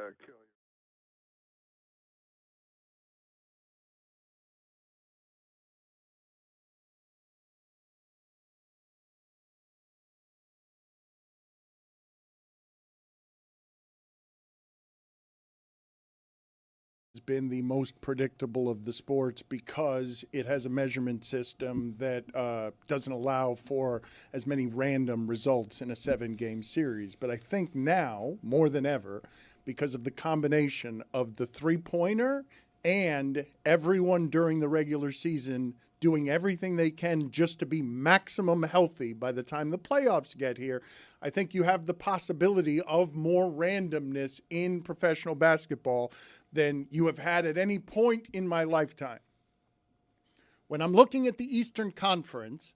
We should fix that. Maybe swallow. When I'm looking at the Eastern Conference, I see 4 teams that have a legitimate chance. I don't know what to do with Philadelphia because I don't know if Joel Embiid is going to play in a 7-game series, all 7 games.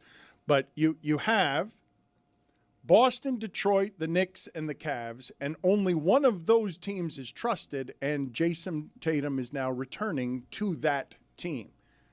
I don't think anybody trusts Detroit. I don't think anybody trusts the Knicks, and I don't think anybody trusts the Cavs. And James Harden, while I like that as an addition, I think I can make the argument that right now in sports, more than anyone else, James Harden represents the guy you trust the least anywhere in the playoffs, any sport. Give me who's second place right now when I say to you, who's got the reputation of a playoff choker? So you've got Cleveland coming after Boston, which has already won the championship and has Jason Tatum returning. And the big move is we've got Harden now, the least trusted postseason player there is anywhere in sports. It's not to the level of Harden, but I think Lamar Jackson's kind of in that territory. That is a good one. Yeah, that is a good one. We got into this conversation a little bit last week, which is, you can maybe make a case when he was in Philadelphia. I know he had the bad elimination game, but it was really Harden reveling in that it didn't have to be just him. And here at this age in his career, less so. The expectations are you're one of the worst playoff performers of all time when you consider your reputation entering it. This is kind of, and when you consider the market, this is kind of a low-stakes deal for James Harden. He may actually flourish in this type of scenario. I'm not a Harden guy. Obviously, I don't want to count on him in the playoffs. But to me, this was a grand slam trade for the Cavaliers. And mainly because they got him for nothing. Like the guy that they traded for, I understand he's younger. Garland never plays. He's hardly played this year. He was in street clothes all of last year's postseason watching the Pacers roll through his team. He finally made his debut with the Clippers last night. So to me, they added Harden for nothing. That's a massive positive. Right, and their roster is constructed in such a way that, hey, if you do have that slump in the playoffs, Jalen Tyson, get him. Hey, Donovan Mitchell, you move over there. Hey, Dennis Schroeder, MVP of Germany right now. Hey, why don't you give it a shot?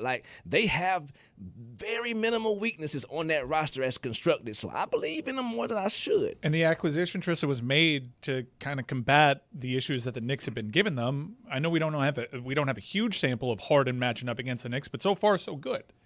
Yeah, I like Harden as a playmaker, and I like the way that he's elevated Jared Allen. I know that we're all in on like Black History Month Jared Allen and how elite he's been, and I think he raises the ceiling for Evan Mobley as well. But like this team, outside of maybe Keon Ellis, is like pretty damn soft. Like I just want to know what happens when we punch the Cavs in the mouth, and we'll see what happens. Did Jared Allen, one of the times that the Knicks took out the Cavs, and the Cavs had all sorts of frontline problems with the Knicks, Jared Allen did not play.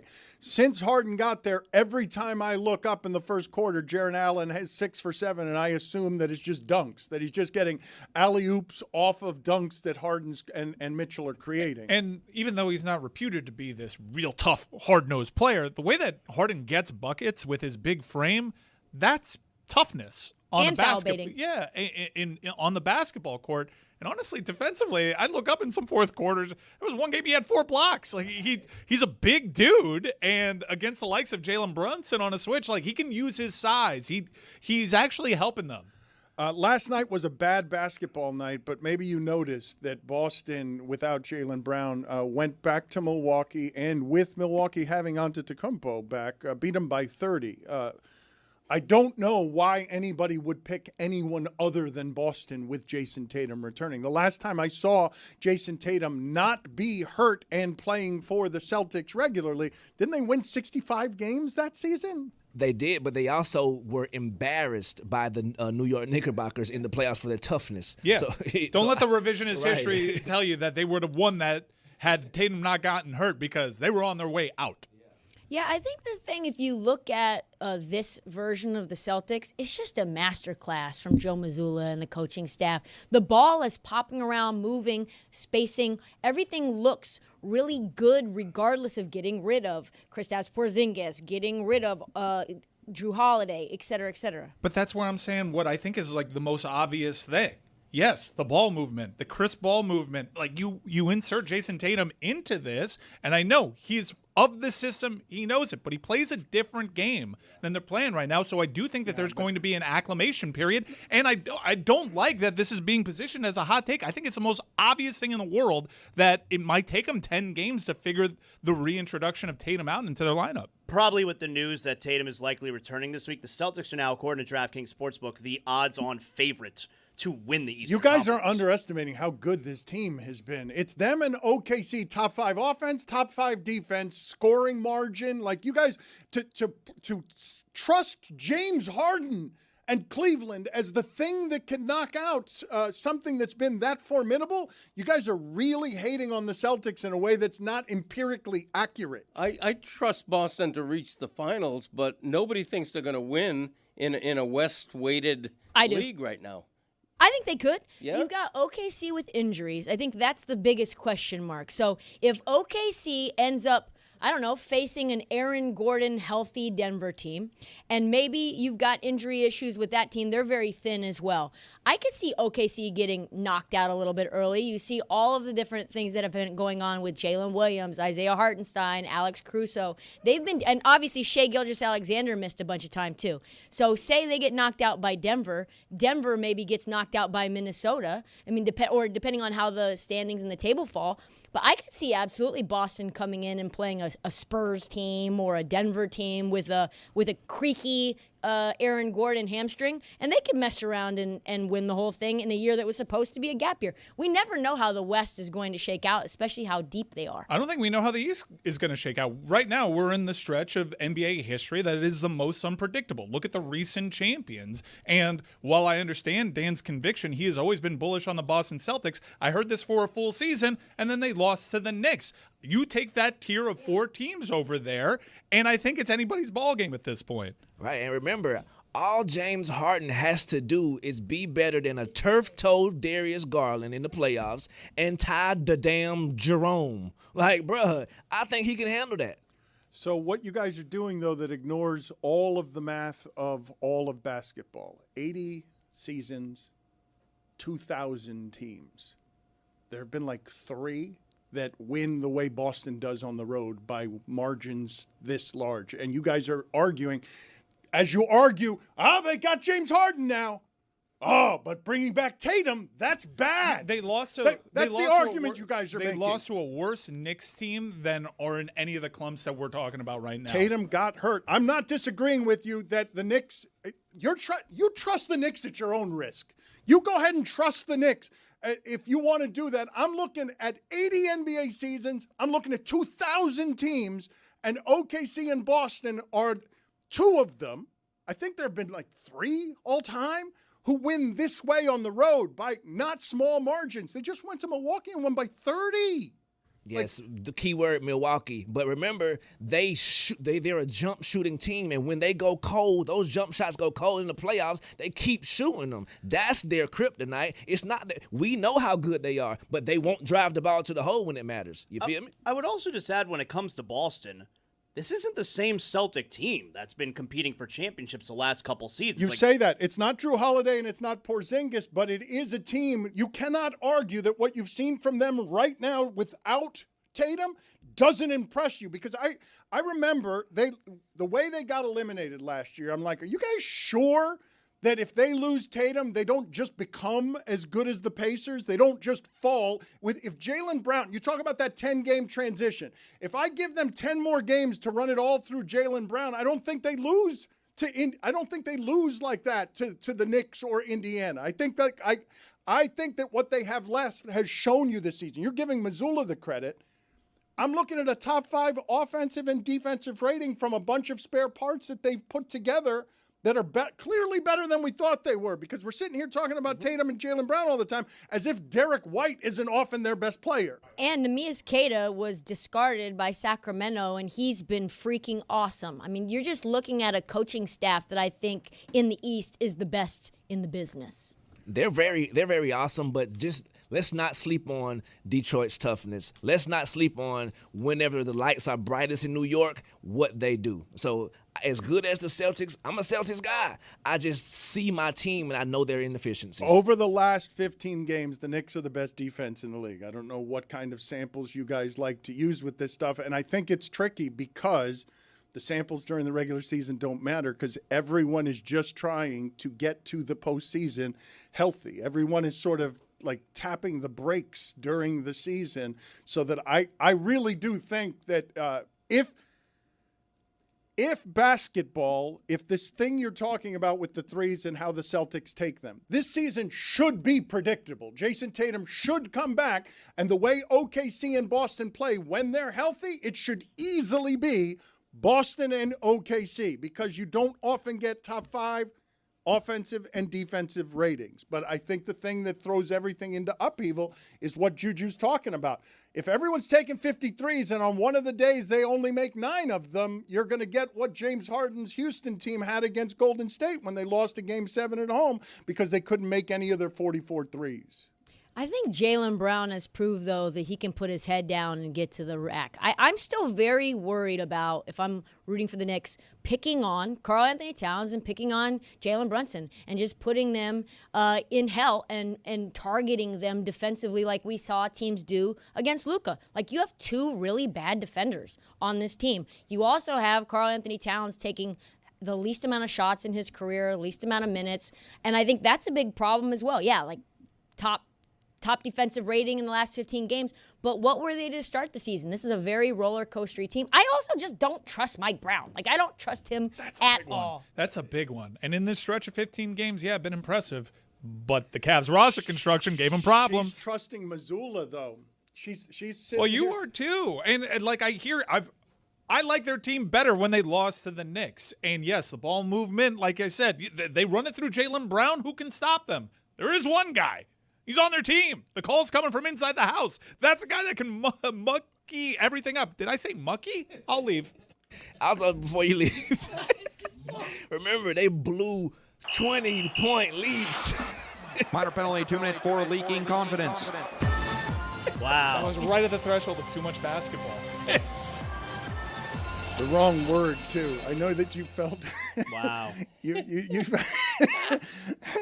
I didn't watch Karl Anthony Towns. I saw Karl Anthony Towns. I saw that Wembanyama had one of the worst statistical games of his life with Karl Anthony Towns bothering him. I'm asking with a question mark because I didn't see the game.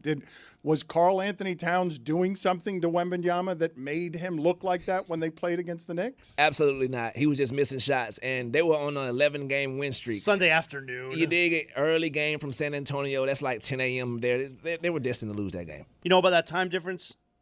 You know about that west to east?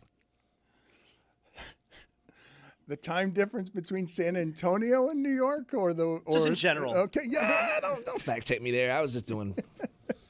My pants I don't actually know what that is. It an hour difference between San Antonio? I always get Sounds right. The central time zone always gives me some problems. Yeah. Texas, 1 or 2 hours. Mountain, I never understood. I don't even think that's a real thing. That's the Mountain tricky time one. zone. Put That's it not on, even real. Put it on the poll at Le Batard Show. Trickier time zone, mountain or central?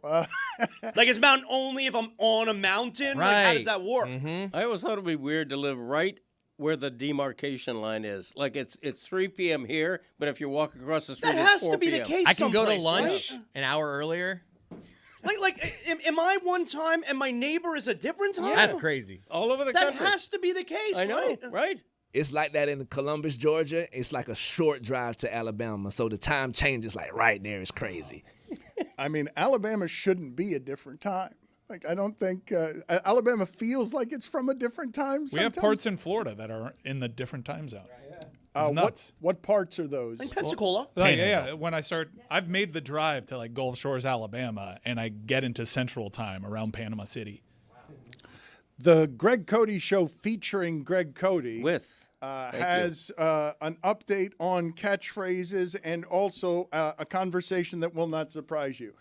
I believe ground zero on our looks like game is former Utah coach Jerry Sloan looks like he washes his hair with a bar of soap. I believe that was the very first of the looks like. It might have been that, or Vlade Divac looks like he plays smoking a cigarette. Yes. It's one or the other. I don't remember what started it, but I learned from the most recent episode of the Greg Cody Show featuring Greg Cody that he doesn't want anything in the shower with him to clean himself other than a bar of soap. And my hand. Now, you Ayo. Exactly. We spend way too much time on it on this episode. We really do. For those of you who are new to the Greg Cody hygiene experience, he often takes a bath shampooing his hair in the pool. After a round of golf. In the swimming pool. Right. Yes, Juju, that is the correct way to react to that. It is foul beyond reason. I wouldn't say often, but certainly occasionally. Do you keep a As bottle of most people shampoo outside? When I'm about to do it, yeah. No, he brings it outside. He I didn't put understand the bottle your of question. shampoo. I almost say champagne. You did So say you go champagne. to the shower to get the shampoo. Yes, right. And take it to the Zaz pool. was asking if you leave one permanently he out by the bypasses Oh, no, I don't. He bypasses the correct place to shower in favor of the place with chlorine in his hair. We've all done that. No, this is not true. Put it on the poll at Le Batard Show. Have you ever used shampoo in the swimming pool on your hair? I don't believe we've all done I that. tell you what, the swimming pool gets the shampoo out of your hair a lot quicker than the shower does. I go dunk, whip my head back, and we're done. It's great. It's fantastic. It's neither great nor fantastic. And the chlorine takes care of all the bubbles. They all disappear. What? No harm, no foul. Nobody knows. It is both harmful and foul. No, it's both. it's not either. It is. Everyone listening to this is like that. That's not that you're not clean after that. You're covered in chlorine. That's Chlorine is a cleansing product. Yeah, for bath tile. For not for your hair. So we ended up talking about the full shower experience, and we ended up in the nether regions, in which my dad said he goes straight bar of soap, and he like forms over time. The bar takes a different shape. He said it. Look, I'm anti-sponge. I'm anti-loofah. What's left? My hand. Washcloth? Rags. No, I use my hand. I'm not embarrassed to say it. I don't believe in a washcloth. Like credit card? You usually like soap up the wrist and go credit card? Like what's We've happening covered here? some of this before on Two Americas. Like the washcloth. You can't Go ahead, say it. You can't go hand there. You can't No, go. I'm with Greg. It's got to make a sound. Ugh. That's how you know it's working. Well, Chris Cody, I don't know if you guys saw what he was pantomiming with his hand, but he said it on the show that he formed the soap over time. It starts as a normal bar and it forms. Well, of course. Over weeks. The sharp edges are rounded. And then it becomes easier and easier to soap up your hand. You cup your hand, you force a little air pocket in there. That's how you know the soap gets everywhere. I mean, nothing gets there like the hand, I'll tell you that. How does it scrub you Quite the visual. without any nubs? I just know what I know. I mean, I don't want to go into great detail. How does it get in there without any fingers? Well, the hand. The No, I was fingers are defending you. attached Don't to the worry about hand. it. Oh, thank you. Greg, how many times do you think you're going to say today, I know what I know, and have it be something that no one else knows? Okay, I'm providing exclusive information. What are your catchphrases this week on the Greg Cody numbers Show we on? featuring, Oh, I boy. think it's 33 and 34. We're on 34 and 33 in that order. We go from high to low. Started at 50, we'll go all the way to 1. All right, let's do them all here from 50 to 33, shall we? Number 50. I am fuller than Vern Fuller. 49. Where's my click, click? 48. Hey, Butterfinger. 47. Punt. 46. Scranton. 45. I'm busier than a one-armed paper hanger. 44. Georgia. Georgia. 43. I'm the kind of guy that 42. balling the jack. That's what you're doing in the shower. 41. Hey, hey, with the monkeys, baby. 40. Thank you, Billy. 39. I love him like a pet. 38. Who made it a salad?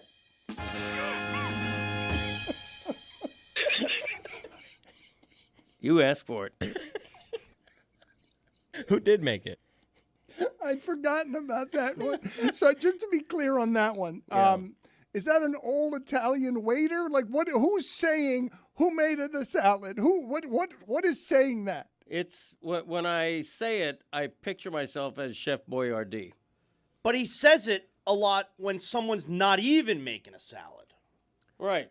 If a salad is in proximity, it's appropriate. Who made it a salad? When you say Chef Boyardee, I saw another good looks like for Zaslow. I don't know whether it would make the tournament or how highly ranked it would be, but that Zaslow looks like someone who, when he makes a mistake, says, uh-oh, Spaghetti-O. That is a tournament team, I can confirm. And we can announce we are bringing back Looks Like Tournament this year. Zaslow's got a few so far. Yes. Out of work, down on his, luck mime. Zaslow's got a few. 37. We're rolling now, huh? 36. Your brain beating me. You stole that from former University of Miami and Miami Dolphins offensive coordinator Gary Stevens, didn't you? Ah, but I made it my own. That's stolen. That's not even your catchphrase. A lot of these originate from other Yeah, people. Yeah. Well, look, Scranton. there's a certain Mr. Parmalee that's going to pop up during the proceedings that I'm sure was taken. It's possible. So there are two Gary Stevens in your top 50? There are two you've He stolen? doesn't know yet. Yeah, I can't reveal that. 35? Literally can't reveal it. Let's go States. That killed at the club during the celebration. Thank you. I appreciate you shouting it out like that. 34. Driver comfort is paramount. Any road trip the Codys go on, Dad, can you turn the air down? Driver comfort is paramount. Indeed it is. So after Where's My Click Click, later in the trip. Right. So many of these are things that appear on long car rides. Yeah, I don't know about many, but some of them. Stay Sure. tuned for the Traveling Goats. You would think that this was clumped in with Me Maximum, that would cover you when you're driving. They are related. Me Maximum's in the hotel room Yeah. when you want to leave the TV on for longer than he wants. Yeah, if you're doing etymology, deep dive into this list, the etymology is that driver comfort is paramount and Me Maximum are in the same neighborhood, parking in the same garage, as Damashek would say. So, Mike, I appreciate that you just fell out of screen because I'm assuming that you're enjoying the same way I do. When you go to the depths of Greg Cody's narcissism and ask him questions about the things that he cares about, which are a precious few, like his catchphrases, you saw how it's a sincerity. Yes. You saw how he was like, they're related, thank and you, this is important. Thank you for yes. asking. And here, They are related. Totally. I'm not making it yeah. up. Sometimes you throw me. Number 33. Dummy up. Man, I love this countdown. I have like tickets waiting to see if they're going to cash like top 25. Sure. Thank you. I'm a big Bernie Parmalee guy. I'm a big rubber tree plant guy. Okay, they're all in the mix. So Dummy Up is your best one of all those. Dummy Up, we were kind of debating on what it is. To me, Dummy Up has always been like, hey, pay attention here. I've used that in this room. If like people are talking back here and Dan's like, hey, hey, Dummy Up. It's more of like, hey, get ready here. But of all those phrases, Dummy Up is clearly your best one. The egregious mistake that Zaslow's making is thinking these are in any order whatsoever. No, I know that Yeah, they're numerical, yeah, but he I've just caught on to that. It's just when he They are in numerical Every order. week I he's can like, hey, I confirm thought that. of another one I just added. I'm like, that's not how top 50 he's going to get to number 1, and there are going to be like 7 that we want to hear that aren't going to be in his top 50. The quality's going to grow. Once a week, you're texting me that you added a new one to the list. List maker comfort is paramount. So Thank you're you, Mike. telling me when this list is done, you may get to number 1, which for all intents and purposes on a top 50, number 1 is the best. Should be. But you're telling me we can get to number 1 and you'll look back and like number 20-something's actually your best. I don't think that's going to happen. No, because You're not sure, though. Once again, the it's list a isn't- sincerity for me. No, you know what? There's a little serendipity involved here. I mean, it's not an exact science.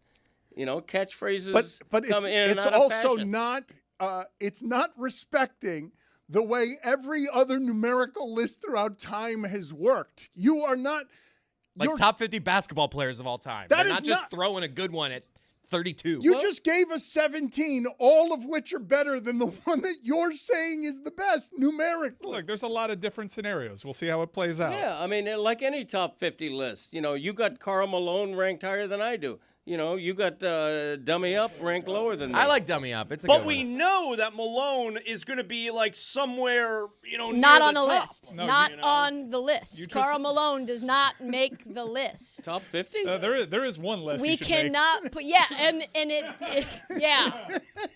Okay. Let's not talk about that. When We brought are us a country here. at war. She brought us here. We are a country at war. She brought us here. We weren't talking about that with Karl Malone. Next thing, he doesn't even know what we're talking about with Karl Malone. I don't even know what list this is. Just use a random name of a good player who's maybe not that good. I don't know. And can't be near schools. I don't know. He doesn't know anything about I that. don't. He doesn't. Tristan, I believe him. He doesn't know. I'll show you during the break. It's wild. And then I'll show you this Jimmy Kimmel thing. Zaslow, when we mentioned tickets, I thought of you because of how desperately you want to go see Metallica and aren't going to be able to. I'm risking my health potentially to go see Metallica. Because the Sphere is Yeah. where it is that they're playing. You say that bothers your vertigo. I assume it will, yeah. But are you going to be able to get tickets? Because I don't think you're going to be able to get tickets. Oh, no, I mean, look, you can always get tickets. There's no such thing as sold out for anything anymore. It's just a matter of how much you want to play. So, hey, you can always get tickets. But yesterday, so Metallica's doing a residency at Sphere in October. I was just in Vegas. I refused to go see anything at Sphere because I suffer from vertigo. And you know what? For people who don't know what vertigo is, I'm not going to sit here and say that I wouldn't wish vertigo on my worst enemy. I don't understand people who say that they wouldn't wish something on their worst enemy. I would definitely want my worst enemy to have something terrible happen to them. So I'm not going to say I wouldn't wish that on my worst enemy. I would wish it on my worst enemy. But just trust me when I tell you, vertigo's bad. It's a sincerity for me. Also, my mom has vertigo, so I definitely understand. It's awful. But I'm not going to say I wouldn't wish it on my worst enemy. I probably would, all right? They're my enemy. But anyway, I didn't go to Sphere because I suffer from vertigo. But Metallica is doing a residency in October at Sphere. I'm like, you know what? maybe I take my boys, the Zaslow men. We go see Metallica at Sphere. That's probably going to be pretty awesome. Sounds expensive. Yeah. I thought Unrivaled was too rich for your blood, but no. Metallica, there's no expensive ticket that's too expensive for you. We pick with and the choose. boys. We pick and choose what we want to spend our money on. Sustained. You're cheating on Pearl Jam is what you're doing. Okay, no, I'm allowed to see other concerts. No, Greg. no, you're not. All right, I don't know what logic you're using, but I signed online to Ticketmaster yesterday. He had no time for it. I signed online to Ticketmaster yesterday. It's the pre-sale yesterday. I laugh in the face of your pre-sales. I get all the pre-sale codes. And so I sign on yesterday. At the way it is for high-demand shows on Ticketmaster, you go in like a queue, You join the waiting room. You go on a queue. And it'll tell you how many people are ahead of you, and the number will slowly dwindle down, and then you get into the room where you could pick your tickets. I did it a few weeks ago. I was like 3,000. Well, give this, okay? I entered the queue yesterday for the Metallica pre-sale. Dan, you will see I posted this on Twitter. There were a few people ahead of me in the queue. Would you like to tell the audio audience how many people the queue is saying aren't in front of me in line? 305,360. 305,000 people, which you have to assume some of these people, if not all of them, are going to try and purchase 2 tickets. So 700. Now, this isn't for like any of the 8 shows. This is for one specific show. 700,000 tickets. 610,000, but okay, yes, close Whatever. enough. 350 he was doing. Yeah. Consumer protections are overrated. 600,000 tickets are going to be purchased before I have an opportunity here to snag a pair of nosebleeds. There's a way to skip that line. It's called the aftermarket. Just reach into your wallet, pull out some big bills, problem solved. Well, yeah, that's what it's going to come down to. So yeah, more money usually solves problems. So this is coming from the guy that gets lied to about how much tickets cost from his wife. Well, but she always buys good seats. He also splits Q cups. Dan, what is that? 305,000 people are in front of me? It's a legendary band playing a venue that everybody would want to watch a legendary band. And most of those things are not human. That's how this works these days. That too. Those are all bots. Well, you mentioned the residency in Las Vegas, and it ties to a conversation we were having yesterday about Floyd Mayweather going broke and how it is that you could possibly go broke when you're making that much money. It made us think about Bruno Mars and his residency, where, can you guys look up some of the details that are being reported? Where it seems like Bruno Mars has such a large gambling issue that he performs to giant crowds and makes a lot of money, and then immediately loses it because he's gambling so much, because he's staying in Vegas and he's gambling in a way that's going through the money that he's making in his residency. There have been some allegations of markers. There have, and they've been denied, but they've been denied conveniently by one of the establishments that would hold some of that debt and also hold the rights to his live acts that would seemingly pay it off. There's a whole internet theory, but we should say it's all hearsay. Allegations and rumors. But if you can find for me whatever would be the most credible of those, because I now do a word association with Bruno Mars, and it's a strange word association for me to do, but the reason that I'm doing it is because if indeed you have a gambling problem, a residency in Las Vegas where you're being paid a ton of money to do something, and then you can just go to the casino and run through it because you're allowed to call a pit boss over and say, hey, extend me whatever the line of credit is. I heard Dana White tell one of these drunk gambling stories where the guy, the casino floor is calling him and telling him that he lost $300,000 or $400,000 more than he thought he lost the night before because he had so much to drink that he doesn't remember. And now there is precedent for this. The Baz Luhrmann Elvis movie kind of covered this a little bit. Now, it wasn't Elvis's personal gambling debt, but it was the Colonel's. And it was a lot. It was like, I researched it. It would be up to $146 million today. They estimate what the Colonel's gambling debts were, that Elvis was stuck in a bad residency deal, essentially paying off the debt for his manager. I thought of that sort of in reverse with whatever it is that happened with Otani. I don't think we still have the details on that, but that's somebody that's gambling. That went away quick. It did go away. The world moves at a very fast pace. I'm still trying to get over, did you even say thank you? The world has left us behind. Keeps moving. Ohtani, though, that it did it could have been the biggest gambling scandal ever, and instead we're sniffing around Terry Rozier. And Jonte Porter has reappeared somewhere. Is he playing in Seattle in some sort of strange basketball league? Jonte Porter has made a return engagement. I should tell all of you, by the way, to check out what it is that Pablo Torre has been doing recently, where he continues to be way out in front of everybody on the details on anything related to a number of things, but also that gambling story where he's just got a lot of sources, and I assume that people with the FBI or investigators are checking with Pablo on things because he's got so many sources on this that he continues to reveal more and more information. And I told you he's going to be at the Sloan Conference this week doing something with David Sampson and Amin Al-Hassan, and I would assume that he's got something special planned for the people of Sloan, because that right there is Pablo in his maximum element. That I cannot imagine. He did something with Roy Wood Jr. here this week live, and he's doing some live stuff.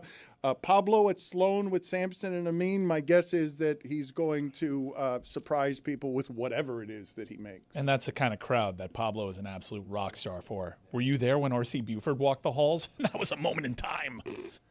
I got a text the other day from people in Pablo's world telling me that he had won an award. I'm like, what award is that? I don't know that award. I still don't know that award. But here is Pablo accepting yet another podcasting award. When Dan Le Batard asked me if I wanted to start a podcast, and I said, that feels like a thing a person of my age and demographic should do, I said that I wanted to start a newsroom. And that is kind of what the answer to that very kind question and introduction and summary is. I do it with people who really care about journalism, even if sports feels like the cheese you melt on the broccoli of journalism. And so my producer, Matt, our whole staff, we do this also at the expense of our personal lives. And so on that note, happy 6th birthday to my daughter, Violet. And thank you to the Academy. You know, Sean Penn wasn't there to pick up his SAG award. He could have said no. What are the Ambies? Thank you to the Academy was a line. Do we know what the Ambies are? I don't know what they are. Can you guys give me just some... They're their Oscars. Yeah. I can't believe I haven't won one yet for my catchphrase countdown. That's the Suey's, Chris. Dummy Up? Dummy Up.